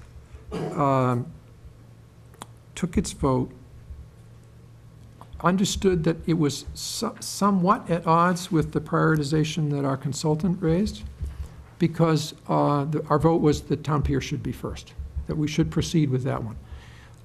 It is high enough in terms of the sea level rise concern. It's very high in terms of use for the town. Town Pier itself is important. It's oddly right in the middle in terms of the cost to repair it versus the visible evidence that if we don't do something in the reasonably near term, we're starting to see the same kinds of things that started at Steamboat and have now gone way beyond. If you go out to Town Pier and actually walk, that last corner is collapsing because the gravel and the sand is going out behind and the wall is beginning to break up. If you fix that one sooner, you will, again, in the long term, have saved money. It's also true that the Harbor Development Committee, whenever we go down in a major storm, and I'm sure you have too, you look and you see seaweed halfway up the hill to the Iron Horse. So there's no question. And Kleinfelder's studies clearly said that was one of the areas that is a hole for the town. Some of the other criteria that fell in from our perspective, one is there's a sense of momentum here for the harbor, and there's a west to east kind of momentum that's building, if you will. We did the revetment. We've now done the front of the Bathing Beach parking lot and protected us against severe storm. We have clarity from the State Public Access Board that they have engineering money to redo a plan for a new boat ramp, and we are due. We are well overdue. So I think I can see us within a 2 to 3 year time frame making real progress there. Town Pier is the next in flow, so that to have a sense of, well, we've addressed the west side of the harbor. So that's part of the discussion in terms of why. By the way, the second recommendation from our committee would be Barnes Wharf, because we are fully aware of the challenge of the town trying to address the lease situation, and that needs to be looked at harder in terms of cost. Paul, to your point, Paul Healy, to your point, either alternative ways of addressing that. We're very mindful of that. Bill, if you did those two together, is there any sort of cost synergy? Oh, there's clearly cost synergy to doing, any of these. And is that just from a construction or from, in terms of these engineering funds? It's the next stage, just to remind us where we all are. We have a physical assessment. We don't have plans and hard costs, and to Paul Healy's point, clarity in terms of, well, which way are we going to address these? That's what we need. Our committee's belief is that because of the recommendation that from the consultant, you can't do this 5, 10, it's not that kind of a program. There's also, and I've heard this from Ted and I've heard it from our legislators when they've come before us before, they say, look, have a plan for the whole thing, because then you can, when you go before the state, say, here's our picture, here's what we're doing, here are the steps, and here's the money that we have spent, our pump priming money. Therefore, we're better situated in terms of the likelihood of obtaining state funding. That's actually a key point I can't stress enough from you speaking to members of the Seaport Council. They want to see our skin in the game, so-called, but they also know that if we've done that, it's more likely they're partnering with a community that's going to follow through and complete it, as opposed to stall out halfway through. So critically important that we come to the table with some money. So the last page, if you'll just turn to that, you'll see there's a schedule that we also received from Beals and Thomas. And I'm just harking back to my conversation earlier. We had 175, got about 120 or so left. The cost to get us kind of shovel ready, or at least bid ready, for all 4 of the major piers that we're worried about, Town Pier, Veterans Park, Mobile, and Barnes, is about $300,000, $297,000. With 120 that we have, the shortfall to move us forward on the whole waterfront is about $180,000. We would submit that, and Paul, I've heard the conversation in terms of capital and access to capital and the demands on capital this year, but we would recommend that we include in a capital request for this year's annual meeting to do the remainder so that we can proceed on all 4 of these at the same time. In actuality, isn't that going to tell you what the numbers really are on this schedule that you showed us? Yes. You don't really know. Is it going to be $1.5 million and $1.9 million, or is it going to be some of the different numbers? It's in part based on if you change the design, to Paul Healy's point, if you decide that there are alternative ways, yes, it could change those ultimate numbers.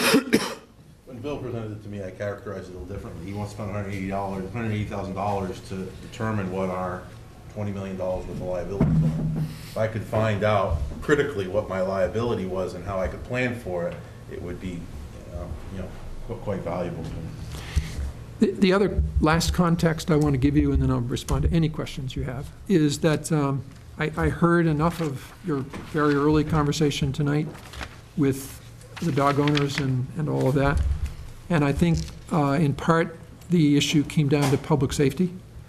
And to my way of thinking, and I think the committee's way of thinking, this whole issue, and it depends on where you are in terms of climate change and sea level rise, but as a town, we have a major investment in these walls, and they protect our shorefront, they protect private property, they protect public property. We are going to have to address them. And we're trying I think the original article that we presented to town meeting was to say, we need to get with the program of something that we have really not addressed, other than Whitney Wharf, in this town for probably 100 years. It's been a very long time. So this is a long-term plan. I will say that with advisory, their response was twofold. One, they understood and concurred with Town Pier First as to a proposed capital outlay item for the additional $180,000. They said, look, we cannot. We have members of the capital outlay who are on the advisory committee, but you're going to have to enter the process, and we'll see how that goes. I'm fully cognizant of that. But the recommendation coming forward from Harbor Development is proceed with Town Pier as item 1, get our Beals and Thomas going on that for all of the reasons that I've mentioned tonight. Proceed with an application in probably the engineering allowance within DPW for the remaining funds. Not too bad. Thank you very much. Not bad. Not bad. It was 45 minutes with advisory. I think I got it down to a half hour. Pretty good. Appreciate it. And I'm sorry. Yeah. But it's what I stuff. want you to understand is it was very complicated. Our process had been pretty thorough. Ellen and others here we had a lot of back and forth. We stressed with a consultant. We stressed with Roger, but we're pretty unified that the result that came forward seemed to make the most sense. Comments, questions from my colleagues? I want to thank you for the presentation. Some of it I've heard before, obviously, but the updates are important. So I look forward to when are you meeting again? As a committee, the 26th, I think it is, Paul. Okay. Mary, would you like Yeah, I would thank you. And, knowing how complex this whole thing is, your ability to kind of boil this down is super helpful. And I think some of this is on the website, but I would encourage you to keep putting it up there, because I think this is really, it's just super super informative. I appreciate that you're kind of thinking. I remember the Town Pier, if that were the victim of a very bad storm event, that has consequences with like sewer and some other things. So clearly that's that's a very significant consequence. I appreciate that the committee is also looking towards, one of our important initiatives. We're going to take a vote on it, tonight, which is Barnes Wharf as well. Bill, I'm aware that there are a couple of seawalls, and one that comes to mind is on Downer Avenue. The board recently got a letter from a citizen who's wondering about, the sidewalk along there, because, a lot of people walk along it, and there are two seawalls that are problematic. Martin's Lane and Downer Avenue. Yeah, and I guess what I'm asking is, are they within the scope of your work, or can they be?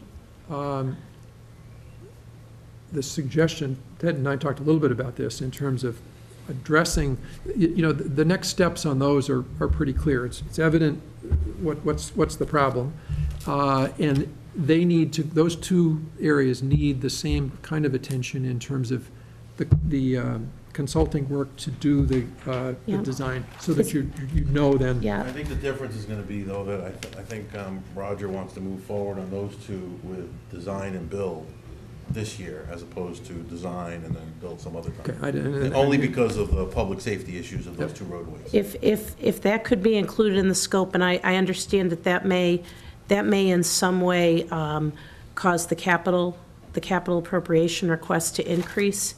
But as someone who drives up and down Downer Avenue somewhat frequently, the letter from the citizen, it pointed something out, and if you folks can, add that as part of your scope, I think it would be really helpful. Both walls are significantly damaged and need significant work. We're not paving on the backside of Martin's Lane because of that wall. Yeah. And the same on Downer. And Downer has a sidewalk issue, so they are high priority.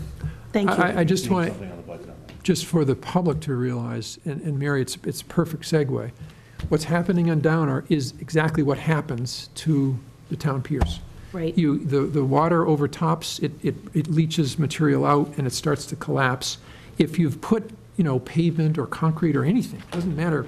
Barnes Wharf, I've noticed, several times there were efforts to kind of pave and just sort of fill it in. Right. It'll start to crack and go through.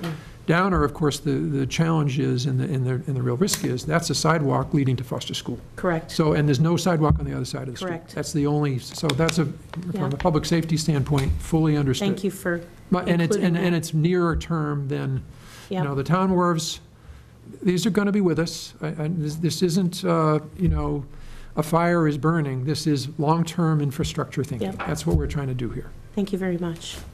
The last thing I would just share with you, I know this is not, it's also kind of our opportunity to kind of speak to you in terms of where we are. Our priorities for this year, and we did go through a pretty careful kind of self-assessment process. Same deal, listed, all of the things that different members of the committee felt were important, and then took a vote and did the math and ranked them. And what came out was this survey, moving this forward, was number one.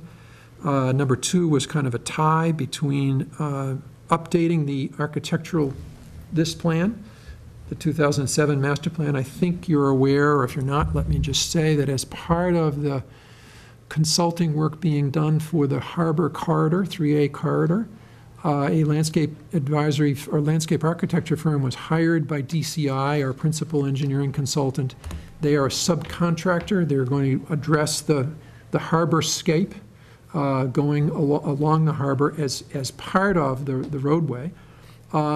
And Presley has agreed to do a much more rapid assessment. We've been looking to revisit this vision, because we know it's 9 years out of date.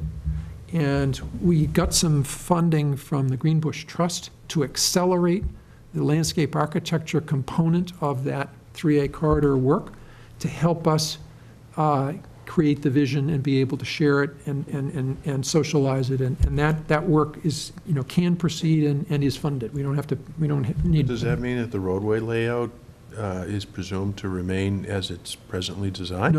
No, not at all, Paul. That is I'm simply saying that the principal consultants, DCI, and Deirdre can help me on this because she's been our principal liaison, are looking at the entire roadway, and that includes things like sidewalks and Old Colony Hill to the Lobster Pound? it's actually from, Cole Road to beyond Okay. Muzzy's Corner. so That's the scope. halfway down to Hull. Okay. And that So you got the hill. is proceeding, and yeah, it's Summer Street, that whole thing, that's proceeding, and there, I think our first, there are different meetings with the Mass DOT that occur, and one is scheduled for early November, after which there'll be more opportunity for public, Does any of that impact at all with the discussion with respect to the wharves? not to the wharves themselves, other than the one that I mentioned, which we did not address, which is the wharf right at the Rotary, because that's right on the state highway. Well, I'd like to just personally thank you. I've always felt that, you know, you have to deal with the foundational aspects of the harbor before you can get into the pleasing aesthetics. So, concrete and granite has great interest to me. What I would like to try to accomplish is a sense of the meeting that Harbor Development should proceed with its recommendation. Advisory is willing to go there. I don't know that that needs to be a vote. You guys can, Okay. Good with that? Okay with where they're going? Yeah. Yeah. Yeah. That's With very helpful. consensus. Yeah. Could you just, while you're here, could you just name the other members of the Harbor Development Committee so that the public is aware of all the Sure. people who are working I mean, in the committee? Just not identify having anybody a who's list in joined. front of me. Deirdre Anderson. Yep. Paul Lasordo, Brian Knees, Ed Morris, and Eric Cashel, Yep. and Tom Covey. Yep. Well, we thank them as well for all the great work. Thanks so much for coming in. Thank you. All Thank of you. you. Yep. Thank you very much. All right, it's 5 after 10, moving along. Have some additional votes before we sign off. My glasses are not with me, so You want me to- I'm tired, so would you Yeah. mind reading that? You want me to do the first vote? or- Yeah, would you please? Thank you. Sure. Make sure I'm right here. Make a motion to approve the issuance of a special one-day wine and malt beverage license to Galley Kitchen and Bar for the Mad Love Music Festival at the Hingham Conservatory. So moved. All's in favor? Aye.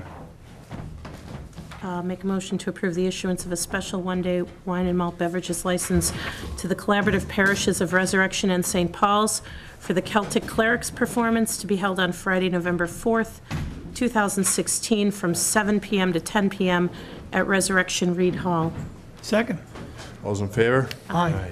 I will step off while the two of you discuss another extension issue. Sure, it won't be long. I think. Yeah, Yeah. I imagine it would be. Oh, I looked at, I just started looking at it. I was gonna look at maybe December 2nd, give us a little more, a month and a half or so we don't get too tight into the holidays, and maybe can figure out where we are at that point. Okay. Yep, is that a Friday? That's a Friday, yes. Okay. Ted and Tom, I know you have some dates, so, and we should just mention that the town has had 3 or 4. I mean, I think December 2nd would be fine. You have December 1st as a meeting on Thursday. Okay. So we always like time and see how a meeting right before. Well, that's why I picked the 2nd. Yeah. And you and Tom have had, is it Sure, 3 I or don't know, 4 Paul, if meetings? you want to give the update or you want us to do it, but I'll leave that to you to decide. An update on where we are? Yeah, where we are. Well, I mean, I would say, and Mary, you can add to it, I think there's been some negotiations ongoing, and I think they're bearing some fruit, and I think that there's still some work to be done, but yeah, we're making progress. I don't really want to say too much more than that. Yep. That's a perfect recap. That's exactly where we stand. We've had a couple meetings, and we're making good progress. And hopefully we can get Okay. to something before the first. So I'll make a motion to extend the date for finalizing the lease on Barnes Wharf to December 2nd, 2016, I'll second that. 2016. I'll second that. All in favor? Aye. Gave it away. Welcome back. All right, thank you. Brief respite before we conclude for the evening. Mr. Mayo, is there anything you'd like to add, sir? Mr. Alexiadis? I'm all set, thank you, Chairman. Ms. Power? I do, just very quickly. I want to apologize to my colleague. I got my Irish, I think some comments in the meeting, got my Irish up a little bit, but I apologize for the comment. And I thank you, and nothing I said was directed at you, so I didn't want you to take it that way. I think it was, this has been a pretty significant issue for everybody, and so, anyway, thank you. Thank you very much. Is there anything you'd like to add there? Just briefly, if you just take care of that cough. I'm working on it. Real quick, couple things. Chief's here, which I'm glad. I wanted to touch on one thing, but the second thing. First thing was, and I don't know if I mentioned it, but I remember over the summertime and even into early fall when we were driving down 228 and all the kids were peeking in the Cracker Barrel wondering when it was going to be open. And it was really a good feeling when I know the owner of that property spent a lot of time and money trying to get it ready. And it was quite a delay, you know, and it was so happy the last week or so since it's been open to see all these kids, even today, just probably 15 to 20 kids, just all hanging out, maybe get an ice cream or whatever they would get at the store, and it's just a nice feel to see that, and I'm so glad that we're back with them being open, and I know everybody else is too. The only other thing I'll say is, Chief, I say this, I met with the Situate Facts folks today, and Anne Marie Galvin. And her reputation precedes her, but I will tell you, to spend the time when I spent with her in that committee today, she's offered to come up to speak to us, and she has so many recommendations and so many ideas to help parents, children, communities to you know, kind of get out there in front of this epidemic and do some really good things for the kids especially. I just kept hearing it, and I was just loving every minute of it. So she said she'd come up and talk to us, and she's a great asset, and it was a pleasure meeting her today.